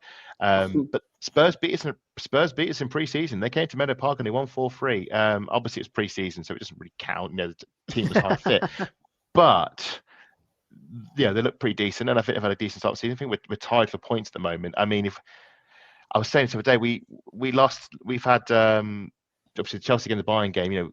We've lost away at Spurs before. We would just say it has happened, and when it has happened, it is not gone down well. One fears if Arsenal don't get their act together, what would happen? I would expect us to beat Spurs, but I don't think it'll be as like last season. It was over by half time. It was like, because this was under Robert Villahelm, ridiculously easy. I don't think it'll be this. I think this would be a. Really tough now game. you've got a situation where both teams are on the same amount of points. Yeah, we just had it on TD. Arsenal are above Spurs at the moment. Yeah. And the goal difference is ridiculously different. More than 15. Yeah, but if Spurs win and London City has to get a good win, we could drop to 6th. Yes, if London City managed to. Hey, it's London no, City because, Villa at the weekend. I can't see London City beating Villa by 17 clear Well, goals. I'd say London City Lionesses look a bit more settled now than they did at the start of the season. They seem to have got their feet in under the table. They've actually won some games, which is more than most promoted sides attempt. And when they come up, it usually takes them into the new year before they eventually get one. Crystal Palace away at Villa springs to mind. But but London City Lionesses, they've That was kicked in. November. It has clicked for them. You know, clearly they've got a good win. How you phrase it, it's a 4-2 win over Spurs. That's as we expected, and maybe we hope otherwise. It'd be funny if they'd gone straight down, but I think they are going to stay up, and it will be either West Ham or Liverpool in the playoff. As things stand, unless something drastically changes. I hope that like I said, any sane ownership will be looking at Charlton beating Brighton tonight and looking at the way Charlton and Birmingham, as the two in particular, are playing in WSL 2. Yeah. And hoping to God that those two go up in the promotion places. Yeah. Because they would be hard work in the playoffs. Because if they don't, rather than the playoff, yeah. Yeah, I mean, I hope if they don't, and one of them drops to third, I wouldn't back West Ham or Liverpool against Charlton or Birmingham at the moment. No, I'd say Charlton all the way. Yeah. Charlton, and that says something. I mean, Graham would be very happy, of course. Charlton Charlton really got something nervy. Like and we'll grit, talk about it when we talk about WSL too. I mean, I would say I mean, I'm going to head off in a minute, but I've got a lot of love for historical reasons, a lot of love for Charlton Athletic, and I would love to see them back in the WSL, and fingers crossed they do it this season. I mean, also as well, they're a team who've committed to their women's team because they play at the Valley. Yeah, which after really playing after horrific VCD Athletic. Yeah, after they obviously binned them off when they got relegated and got into financial issues, there was a whole, but they looks like they've sorted themselves out and reaping the rewards. I'm glad because I had to commentate at VCD Athletic when Coventry United played Charlton there, and I sat under a hole in the roof unwillingly, and it rained halfway through, and I barely saved my laptop. So I despise VCD Athletic, and I'm really glad they play at the Valley. VDC Athletic? VCD Athletic. Who were they? Exactly. But no, they play in the Isthmian League Division 1. Ah, right, okay. They're one of those teams. They play literally. You arrive at their ground, and it's down the back behind the tennis courts of a health club. Right. One of them. It's one of those. And I see. Charlton are interesting because they've got a few name players, but some of the players who they brought in, like Gillian Kenny, who nobody had ever heard of, and you go, is this the American player? Yes. And it's like, yeah, she looks very useful. Katie Bradley, who came from the US college system, and their manager got Spurs up the league into the WSL as well, so they've got a bit of I think it's the same manager who had them in Spurs had in 2018-19. Who was with Jose Luis. Oh, I can't remember the three named person who disappeared. And they had the two of them together. Yeah. Hey, that just shows you. The last things I want to say about the London City game, Neildon was really unfortunate for that own goal. She couldn't have done much about it, which was one of the four, of course. Freya Godfrey getting a brace, Nikita Paris, of course, scoring. Sumanin's free kick leading to that goal was beautiful. I do just want to say. Another massively again, that needs to be talked about more. I know. So good. Pinpoint accuracy. Stumanen could easily do a Leah Velty style job for Arsenal. Maybe not as. Maybe not as We need someone. maybe not as your chosen. Starting player, but definitely a rotation player playing every other game to give Kim Little's legs a rest.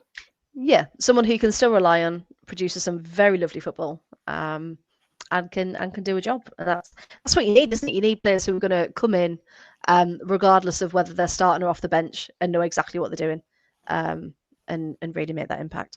And I think we've mentioned everything, haven't we? Yeah, we mentioned everything. So this weekend then, so the one in green at the top, the Manchester Derby, is the only one on Saturday.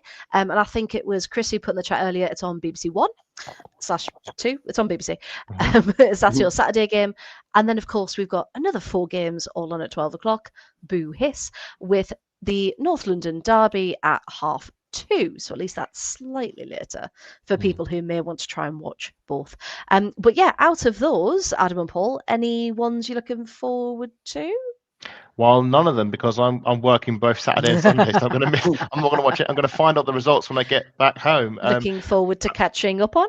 Well, okay, we'll put it this well. The Manchester Derby is obviously an exciting one, because that's first versus third, so big one for the title race. And Chelsea, I mean, if it all goes to form, Chelsea will win, so they'll be hoping Manchester United do them a favour, because then they can steal back first place. Brighton, Leicester. I mean, Brighton are a bit of a hole at the moment. I remember last season they were very exciting. Dario Vudovic coming in, big exciting football. Beat us 4-2 at Crawley. You know, they were not a bad side. They got lots of Frank Kirby in there, but they've lost Michelle Adjumang, and who's their striker? Is it Carmarco? Camacho. She really impressed this weekend. And in fact, that's what I was gonna point. I've just remembered. She's really flown under the radar. And I haven't heard much about her. Well, I was watching her against Liverpool, and she hit the post in the first half. And I think she'd have a sort of say, because Brian had a good sort of 10, 15 minute spell at the beginning before Liverpool scored. And then she kind of sort of disappeared. But Rosa Kafaji came off the bench for her, and she was the one obviously got the equaliser. So Brighton a bit sort of coffee splushy at the moment. But Leicester City, I mean, they got that late draw. Maybe that will give them a bit of a perk. I mean, Liverpool, Chelsea, I'm not going to add one Liverpool on that one. But West Ham, Everton, 2 sides who haven't. Well, Everton have got 1 win. West Ham have got none. I've watched West Ham and Everton both play Manchester City this season, and in both cases, I thought both of them could have got a point out of them, and in both cases they lost. But yeah, and then of course it's not the North London Derby. Arsenal have to win. If Arsenal lose to Spurs, I mean, not just the season's over, but then I think a serious introspection has to happen at the club, because you know you're looking at 12 drop points, which is the amount of points we dropped of the entirety of last season, and it's Spurs as well, and it's Spurs away. And I was at the ground, the main Spurs ground, when we lost 1-0 back in 2023, when I think it was Martha Thomas got the winner, and I don't think she scored a goal with WSL since, which is a very weird statistic. But someone may be able to confirm that one or not. Yeah, if Arsenal lose that one, I'm not going to quite. And I said on this Chelsea game there were boos and hisses and the officials. I think there would be from the away end certainly an equal anger towards, well, if not the officials, then maybe towards the club, because it would just be, you know, we've been sold a lie basically. We've won the Champions League and now we're here. I would back us to beat Spurs, but you know, after what happened recently, I'd hope so. At the moment happened recently, I would not be surprised if we lost or even drew. And if that happens, then I think, there's been a lot of noise on social media after last night, and it's only going to get louder if we don't get a win on the weekend. Oh, of course, darn social media. I just think Arsenal just need to find that spot again, don't they? We need to find some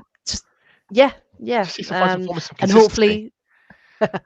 And hopefully Spurs kickstarts it. Paul, how about for you? Anything stand out there? I am looking, because obviously Adam's spoken about the North London Derby. I mentioned Man City, Man United. You've mentioned Villa, London City. That West Ham Everton game. Yeah. Very interesting. I fear for Brian Sorensen if Everton lose that. I'm going to say 0-0 draw. It would just be a 0-0. I also fear for our own Chloe if Everton lose that. Oh God, yeah. If anyone was watching when she had a meltdown the other week, but like Ryan Skinner as well. Ryan Skinner came West Ham last season, and Taylor last season with Shakira Martinez. They were unbelievable. I think Martinez got her first goal of the season last weekend against Leicester City, her first WSL goal. But like, just the way the form's dropped off. It's been startling. And yes, I think at this point of the season, you're looking at both managers thinking if one of them loses, then they may have to, itchy trigger fingers and all that. Owners might start thinking, Then again, can't sack them on the eve of Christmas. That would just be cruel. You go. Yeah. It would. wait till January. They've got family and kids. How are you meant to go, Dad? Did I get that scale for Christmas? Sorry, son. The boss sacked me for losing to West Ham, so it's a lump of coal this year. But yeah, you just, and that's the frustrating thing about the two of them, West Ham and Liverpool. They've shown some really positive play, and you just like, I'm so close. Can they do something with it? But again, for Everton, they need that win. So sorry, West Ham. He stands in Everton's way there. Because of our Bry, of course, we can't let him go. I think West Ham could at least take solace that Liverpool probably aren't getting 3 points. There's the kiss of death. I mean, Chelsea fans. Probably. West Ham will know if they get a win, there's every chance they will leapfrog Liverpool. And if Liverpool are bottom at Christmas, Gareth Taylor cannot. His position is untenable. Well, this is the thing. How hard do you push it before eventually they go? I was going to say the Liverpool fandom need to be louder, and hopefully the club take note. Fandom? There's a couple of them. There's a decent chunk of them. There's a good chunk. But no, they need to be much louder.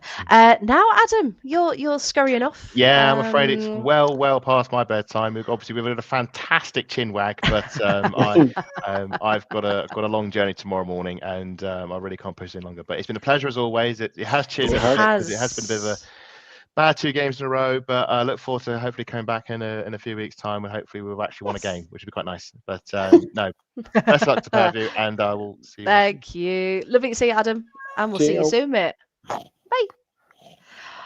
Just the two of us. Now, I am very aware we have been going on a long time, and it's 11:20. So we will finish before midnight, everyone. It is easier to race through the WSL too, though. Hey, it is easier to race. Sorry, Nancy. It is easier to race through the WSL too. It is because there were some huge moments, but I think quite succinctly easy to talk about. I think. Now we've got. I mean, everyone can see that there's only one draw this week. Nancy's like, no, you're not looking at those. Nancy's like, no, there. No, you're not looking at these. We can dispense with Ipswich Bristol City very quickly, because that was a horrific day for Bristol City. That was awful for Ipswich. I felt really sorry for them. I was watching the highlights, and it was about after the third goal had gone in, and the defense just had their heads in their hands, and they were like, "What is happening?" And then, of course, goals 4, 5, 6, and 7 went in, and that's one of those games where you just blow the whistle, like, fine, done, you've won. Just let us get off this pitch. What is happening? So yeah, Ipswich really need to, if they can, throw some money in this winter window, because it's just not working yet, is it? And they just can't handle those top of the league teams. Apologies for the massive hiccup, everybody, that may have broken some of you up.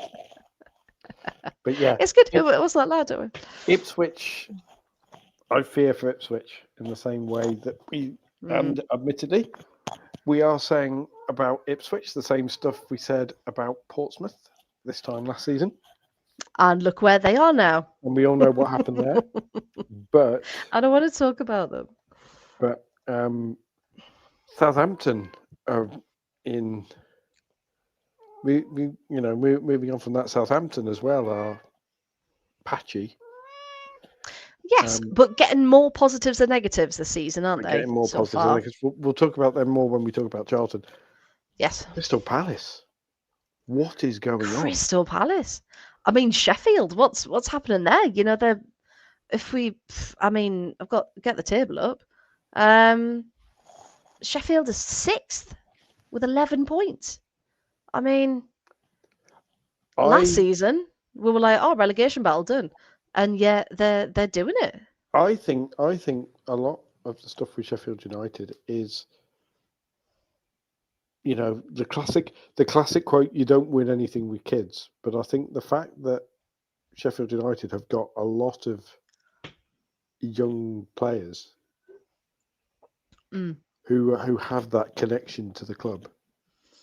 They're battling. Yes. And they're really coming out fighting for it. Yeah. Some of them, I think, are aware of the reprieve that because Sheffield United should not be in the league. Well, that's the thing as well. Yeah, Is an argument one could make, and they are, and they're seizing the opportunity. Yeah, and no one can blame them because it's working. Doing fantastically well. Very well, yes, very well indeed. Very impressed with her. And yeah, they're doing all the right things. Again, seem very disjointed, and you're wondering what's going on, with the team.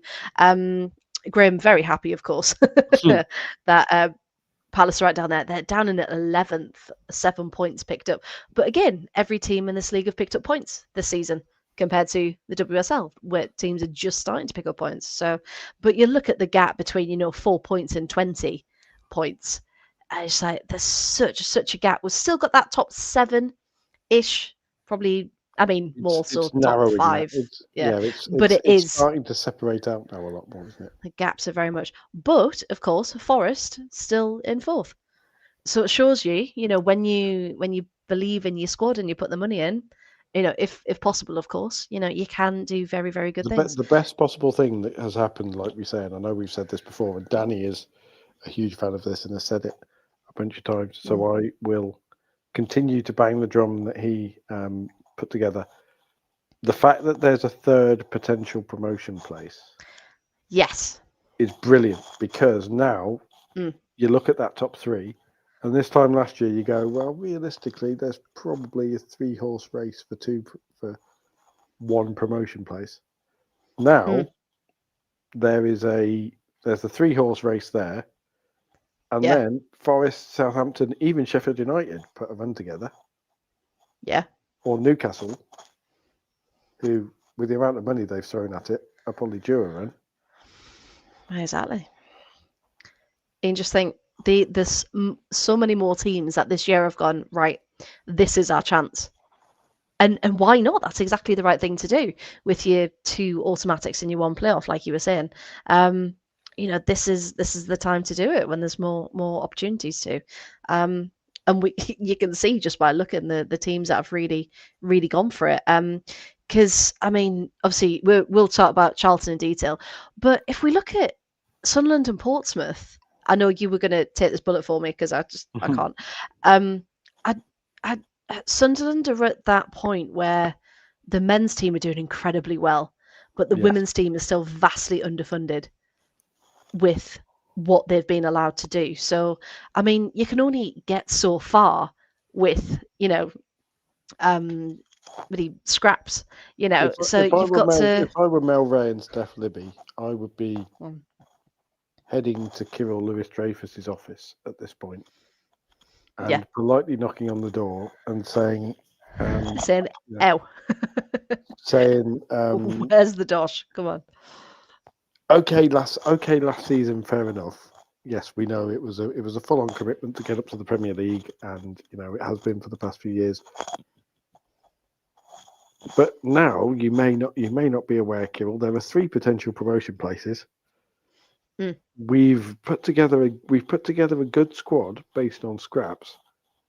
But look at what Newcastle have done. Who they brought in, the Lewis Dreyfus family are one of the richest in Europe.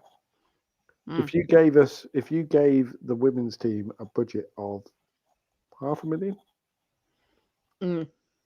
in transfer fees in January, or even in wage fees, with like Adam said, with the NWSL and Swedish leagues closing, maybe now's the time. Yeah. Maybe they can't go and get the really, really big names from the NWSL, but an NWSL squad player coming into like a Morgan Goldtraff, for example, coming into Sunderland is going to be huge. Yes, that would be massive, and it would just completely change. Morgan Goldtraff can't get a game in the NWSL. She's coming to Newcastle, and instantly everyone's already talking about the level she's playing at. And, definitely that. Look at the Swedish leagues, like Tony's saying, we talk about it all the time, but the Swedish leagues have got some of the best players in the world that deserve, more spotlight. For a 6-month contract as well, because The Swedish. Yeah, for their off period essentially. Tony may well correct me, but doesn't the Swedish season start in May? Am I right? Yeah, so they're finishing up now. I think next week. I think is our last one. Tony, again, you can correct. I can't remember what Liberty's under. But yes, it ends soon. Sorry, and then comes back March. That's it. Yeah, March. Right. So you probably have an issue to some degree of saying for a player under contract, can you loan us a player till May? So they come back fully match fit. But what's stopping trying to convince someone and saying, right, we'll sign you on a 6-month contract. Yeah, if you like it. And if you like it, you can stay. If not, then the Swedish league is open for you. Same as the NWSL. The number of NWSL players who are like, signed until January. Isn't we were talking about Nahikari Garcia. She's only on loan until January for Nottingham Forest because she's going back to Denver. Yeah. And so there is a lot of scope. Yeah. There's a lot of scope there for these players who are, either not getting game time or, they're in their off season to actually come and make a difference in the WSL it's 1 or 2 games Premier League gate receipts. It's $500,000. Yeah. And go, right, okay, give us that £500,000 budget. And even, the highest transfer fee we're likely to pay is 100K. And then we've got 400K for a minimum of 6 months of wages. Yeah. To sign 2 or 3 players. That would just be revolutionary, wouldn't it? Or even like you say, even players who are not getting games in the WSL. Yeah, that can make such an impact. And I think what Sunderland have at the minute is a real crisis of we've had a few players out and they're slowly coming back in, and then there's some players that we've got that are playing a bit out of position because they're trying to fill gaps, and it's not a complete squad at the minute. And if anyone does want to hear about it in more depth, our aunt, of course, does the How Were the Lasses pod every week, and they had a really good discussion on when did they do it? Was it Monday, Tuesday? All the days are blown into one.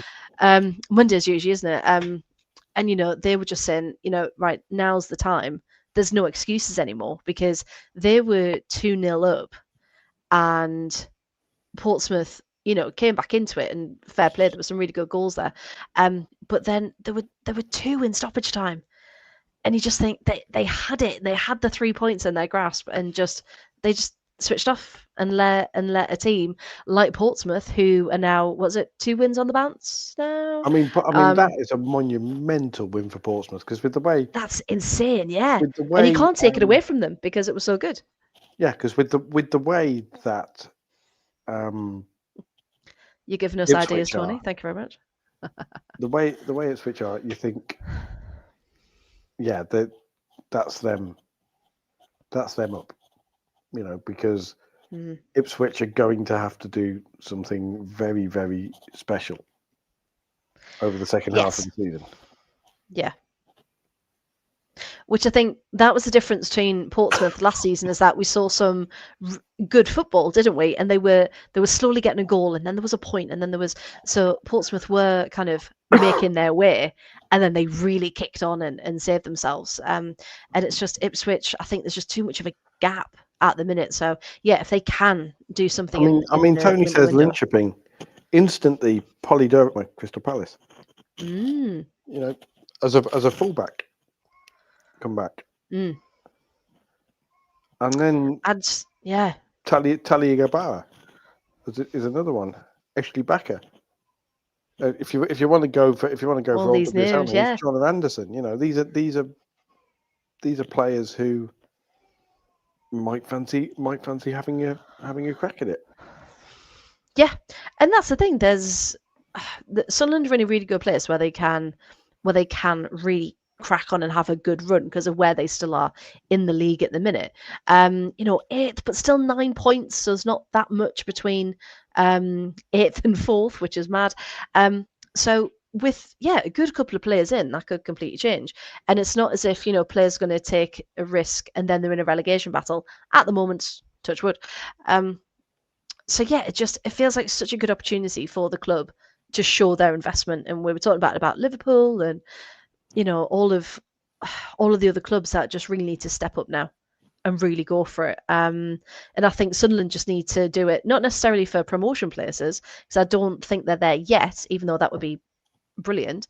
But I think just to kind of ensure that infrastructure for the future and to build, and this is the push they need now, because it's been too little for long enough. And I'd love to see them do really, really well. I really would. But yeah, so unfortunately, Sunderland just with the feel around the club for Sunderland, now is the ideal time to try and capitalise it. Now is the time to choose the lasses.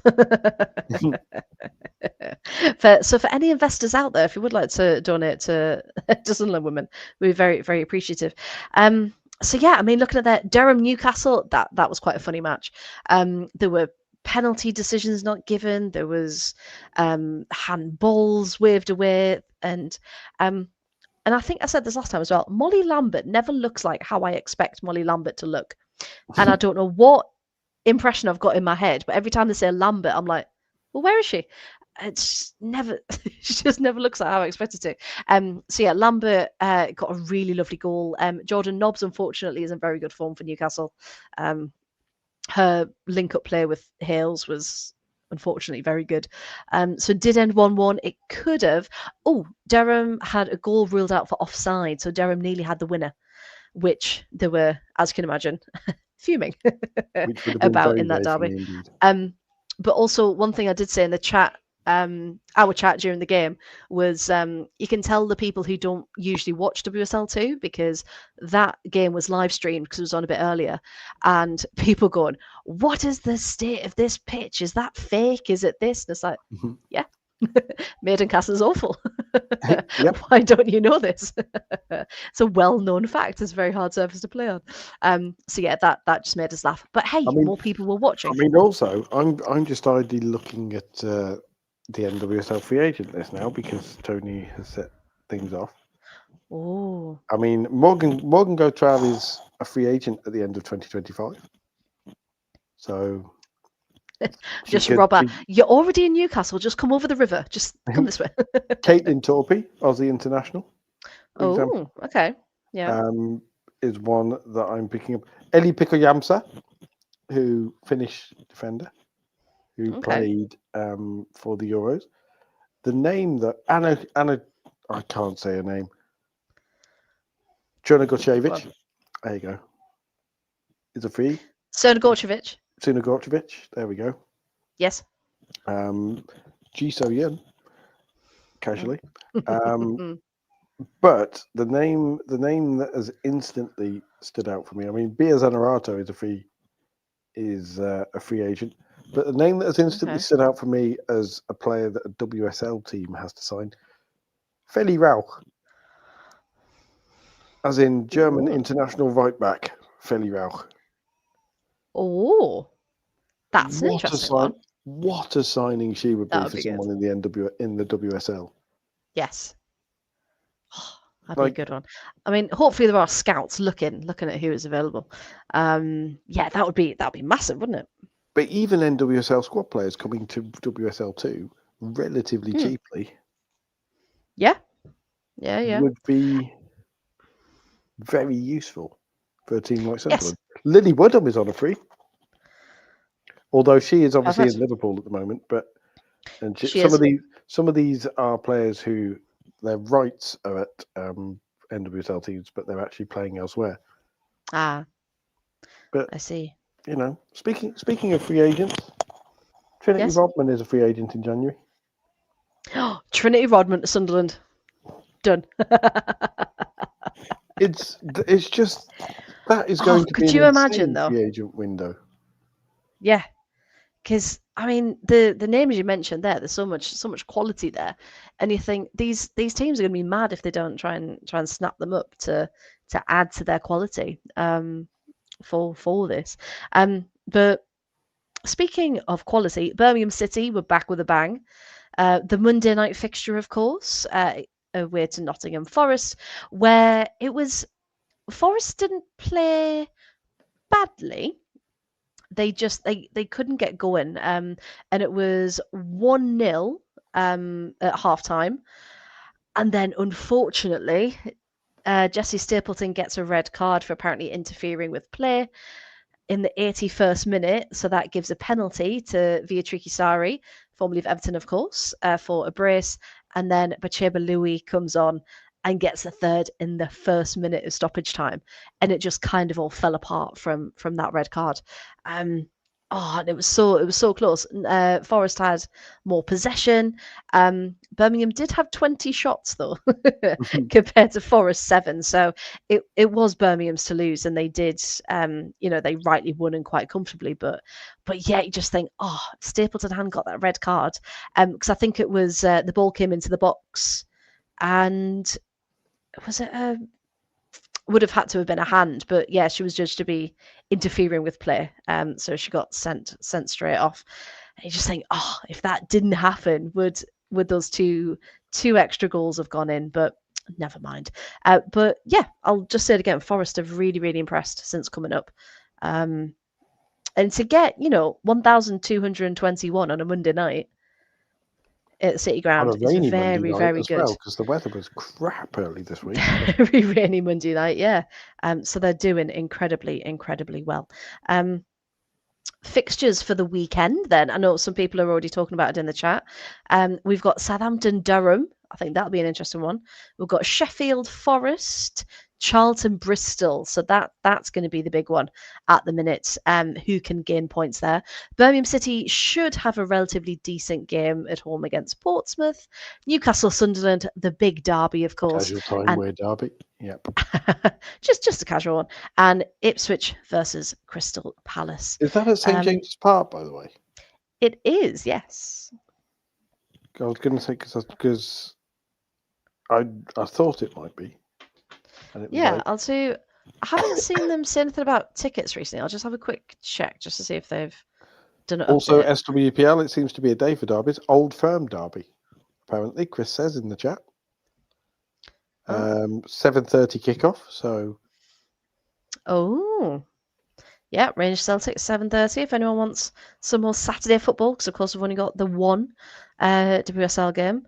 Although apparently the Old Firm derby is ridiculous in the women's game, because obviously with the situation in Scotland, the men's Old Firm derby is now so stringently policed that all the, shall we say, more questionable elements who still want to turn up at the Old Firm derby and use it as an excuse have apparently been trying to get into the women's games. Oh, when they've been held at Ibrox or Celtic Park. Oh. And so there's been, apparently we can't have nice things, No, we can't. It's like, ruin your game. Don't ruin ours. Leave us alone. But also the Old Firm derby is horrific. I have already been informed, because I've said to Kerry, there is, everyone has their bucket list of games they want to go to. Actually, a time where derby I'd quite like to experience, although the chances of me getting a ticket as a neutral are ridiculous. But I've already been told. One of the things I said, I'd love to go to an Old Firm derby, and Kerry, as a Northern Irish person, has just gone, no. I know sectarianism. Not a chance. I know sectarianism. I know what the Old Firm game does in that game. You have an English accent. You are not going to an Old Firm derby. Like, it's like not a chance. Yeah. I'm just looking at the map as if I'm going to book tickets for the match. It looks like they've sold a decent amount. It looks really, really good. Are they only in the side? Are they only in that big side stand? Because the ridiculousness of St James's Park having 3 massive stands and then the main stand that they can't make bigger. Yeah. So the Milburn stand. So the East stand, I can't select anything at all. So I don't think they're opening Gallowgate. They've got Lee's stand open. Are they still sticking the Sunderland fans up in the guns? Like it's the men's away end. I was going to say, I can't remember. Where did they stick them last time? No, I think they were quite nice last time. Well, the few bits of seating higher than the Ashton Gate press box. Like, but yeah, there's only certain blocks that I can actually click on, which is very, very promising indeed. So yeah, if anyone's in the northeast for that one and fancy the Time Weir Derby, then there's still some tickets. Still some tickets. But yeah, I think it's always going to be a good day out. And Newcastle to their go on. You can say credit. You can say credit. I know. Credit. No, I genuinely couldn't think of the word. Detriment was coming into my head. And I was like, that's not the word. That's the opposite of what I want. But no, to their credit, they always do bring a large crowds to their women's football games. So yeah, hats off to them. So there we go. Last positive thing I'll say about Newcastle. But yeah, it should be a very good match indeed. So let's have a quick look at the league table again. So Charlton, of course, still unbeaten. Because we need to talk about them. How did I forget? Yeah, Charlton 2, Southampton 1. Geordie highlight reel Hutton with another wonder goal. But yeah, I mean, Paul, what do you think of Charlton so far this season? They're just look so good, don't they? They are unbeaten at home in over a year. Yes. Yeah. I mean, what a stat to have. Because we know this league as well is so up and down. It's not as if it's like a walkover to do that. So the fact they have done that is incredible, isn't it? It's yeah, because they just grind out wins. Yeah. They just seem to be able to. And I was, and I've made the big thing, I was mildly worried about because of losing players like Biff and Rowe, who I'm a big fan of, flying wingbacks, who now plays for Ipswich, unfortunately for her, this weekend. But they just keep going. They're built on a very solid defensive foundation with Kira Skeels and Alicia Vindal. And yes. they're not glamorous. I mean, they don't have names who you look at and go, oh yeah, big names. Like, for example, Graham corrected me, as I have no doubt he would. And beaten in the league in over a year. Which beating everyone in the league, not just at home. Somehow it's so impressive. So impressive. Would you like to hear a bit of Graham's match report that he sent? Always. So he actually messaged us and said that he'd seen ex-addicts Ellie Brazil, Mary Bashford, Atlanta Primus, and he'd Graham, who was it you said it to again? Oh, you don't play well. don't come back here and play well. That's not on. Started the game better. Did good old Southampton. The pressed Charlton, who struggled to get the passing game going. For all the possession, they couldn't threaten the Charlton goal and were limited to a few long-range efforts, which didn't cause Sophie Whitehouse any real issues. Of course not, because Sophie Whitehouse is incredible.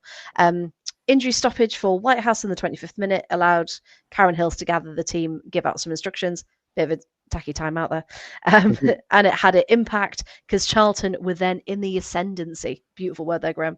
Charlton then took the lead in the 35th minute when Lucy Fitzgerald won the ball in midfield, fell to Emily Thestrup, who produced a wonderful first-time lob from 30 yards, which went over the Saints keeper. Keeper probably could have done better, but couldn't prevent it. So half-time, 1-0 Southampton. Oh, no, 1-0 Charlton. The second half began the same way. Charlton were the better side, were rewarded on 55 minutes with a second goal and another one for the Jodie Hutton highlight reel. They won a free kick. On the left-hand side, Hutton sent in a wicked curling free kick, which evaded everyone and went in at the far post. Again, Stenson probably could have done better, but didn't get there that time.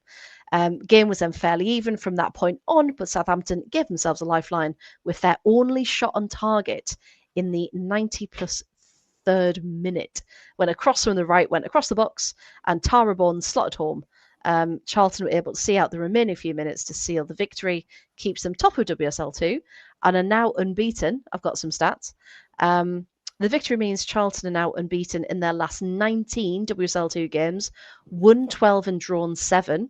Their last defeat coming at home to Bristol City, which was 2-1, on the 17th of November 2024. And this Sunday, of course, at home to Bristol City. So a whole calendar year they've gone without being beaten, which is incredible. Yes, that was it. I said to Ellie and Mary, welcome back. Please don't pay well today. Ellie replied, I'll try. So there's still that really good banter there. Yeah. Graham's just shouting from behind the dugout, don't play well. Okay. He doesn't need to shout. He's just got a stare on. Yeah. You don't play well. Just pointing. But yeah, I love the atmosphere in the WSL too. I really, really do. And I think that is it. So let's have a look at that table one more time. So Charlton up there on 20 points, Birmingham City and Bristol City, who again, second versus third. No, it's not. I'm completely making that up. First versus third this weekend. So huge points on the line there. And Birmingham at home to Portsmouth. Again, should be a good 3 points, but that could be an upset right there. First versus third. If Charlton win that, then they will be 7 points clear of which will be very hard the, in inverted commas, non-promotion places. They will be 7 points clear of being. See, now my facing's gone because I know what I want to try and say. They will be 7 points clear of anybody who isn't in an automatic promotion place. Does that make sense? That's the one. Yes, that makes sense. Yeah. And again, we know anything can happen. We know it all looks, bright and rosy now, and it could change. But I don't see it changing unless something goes spectacularly wrong. And I say this as someone who saw his team pull back an 11-point gap in the greatest escape ever. I don't think, but that was Watford, and with all due respect to Watford of that season, battling for relegation, I don't see any team pulling back 8 points on Charlton.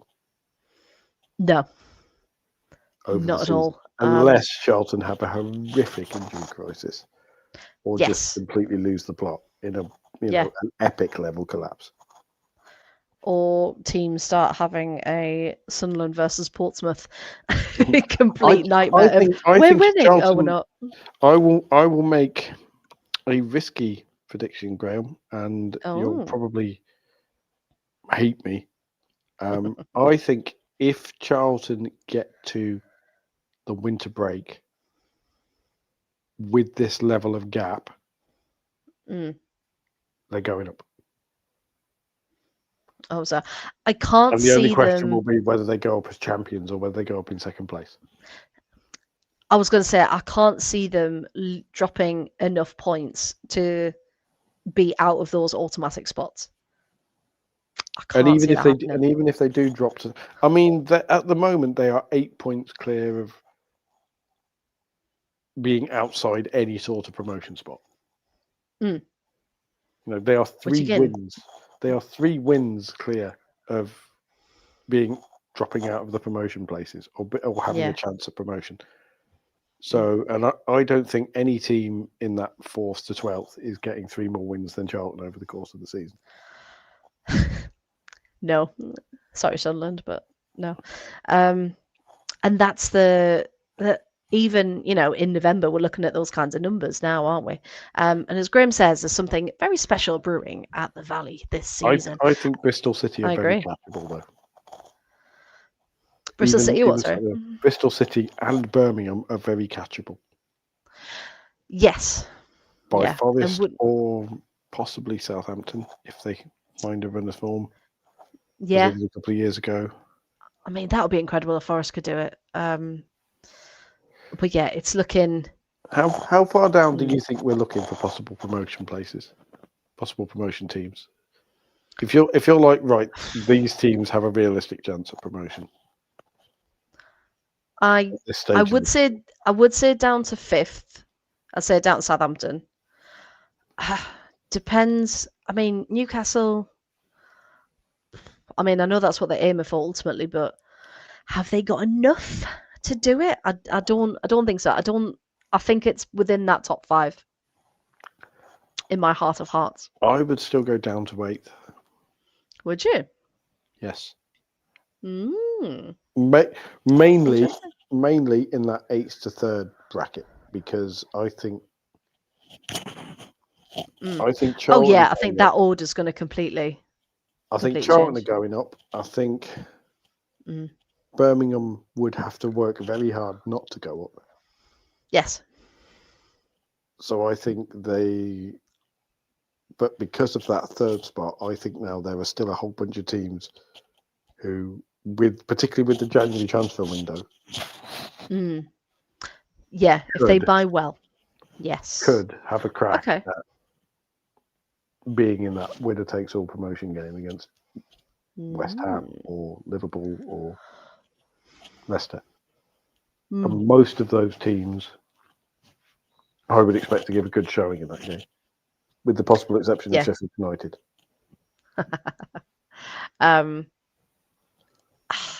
Yeah. Okay. Let's go down to 8th and see who comes. I think the least likely. I think the least likely of all those teams is the team in 6th. Because which is why I was hesitant to go down to 8th. Yeah. I think the bubble has to burst for Sheffield United at some point. But I think if Sunderland invest in January, we know Newcastle are going to invest in January. Newcastle haven't appointed a new manager yet, have they? Or have I missed that? No, not yet. They've appointed a new head of their academy. But no new manager yet. So all is left. All is left to go. And of course, there's the Black Cat says the Black Cats are going up. So. Of course, Nancy is the best supporter there is. We just want to do a really quick one because I've just realised I've only got 7 minutes to do my Duolingo before I get timed out, and I don't want to lose my streak because it's so long I can't do it. The NWSL, just really quickly, the playoff quarterfinals. Orlando Pride won 2-0 against Seattle Reign. Washington Spirit Racing Louisville went to penalties and Spirit got through. And KC Current, who of course everyone thought was untouchable, and of course our Danny, who our Danny supports, they lost 2-1 to Gotham in stoppage time. Heartbreaking for Danny. And Portland Thorns won 1-0 again in stoppage time against San Diego Wave. So you've got your Portland Thorns, your Gotham, your Spirit, and your Pride through to the semi-finals, which are taking place on Saturday the 15th and Sunday the 16th at very good English times, because we know sometimes NWSL can be like 2 a.m, etc.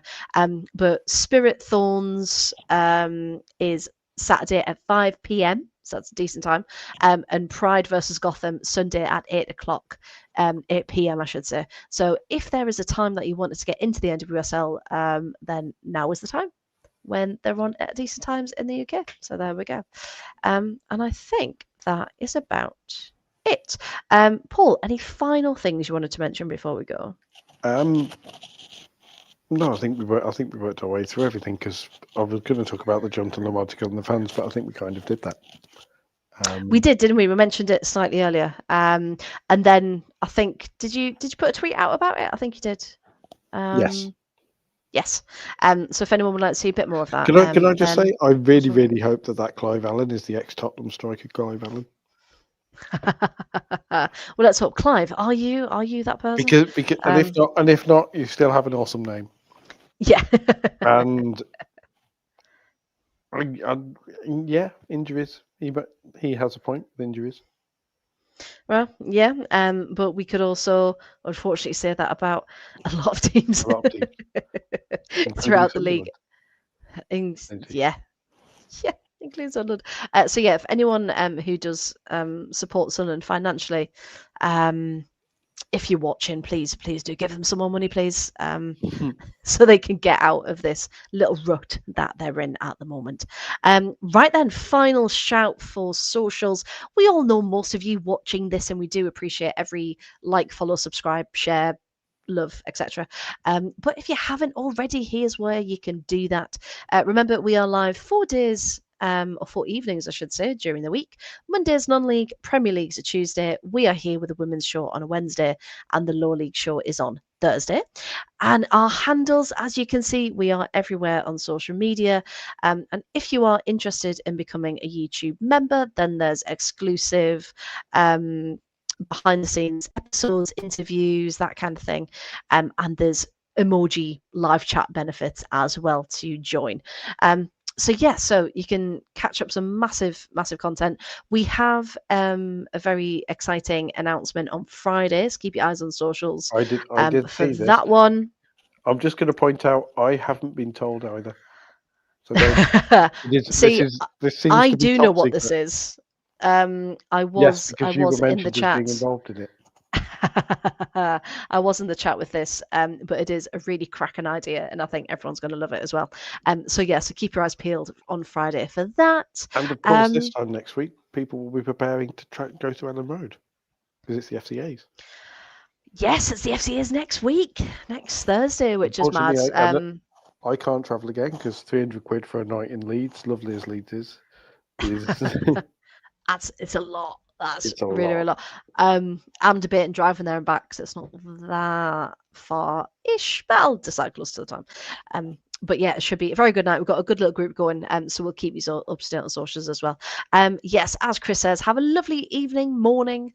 I know, we're so sorry, but we've had such a good chat tonight. It was well worth it. So we thank you all for watching and listening, and we will see you next Wednesday. So good evening, thank you, and they're the Premier titles. We don't want them. We want these ones. Here we go. Good evening, everyone.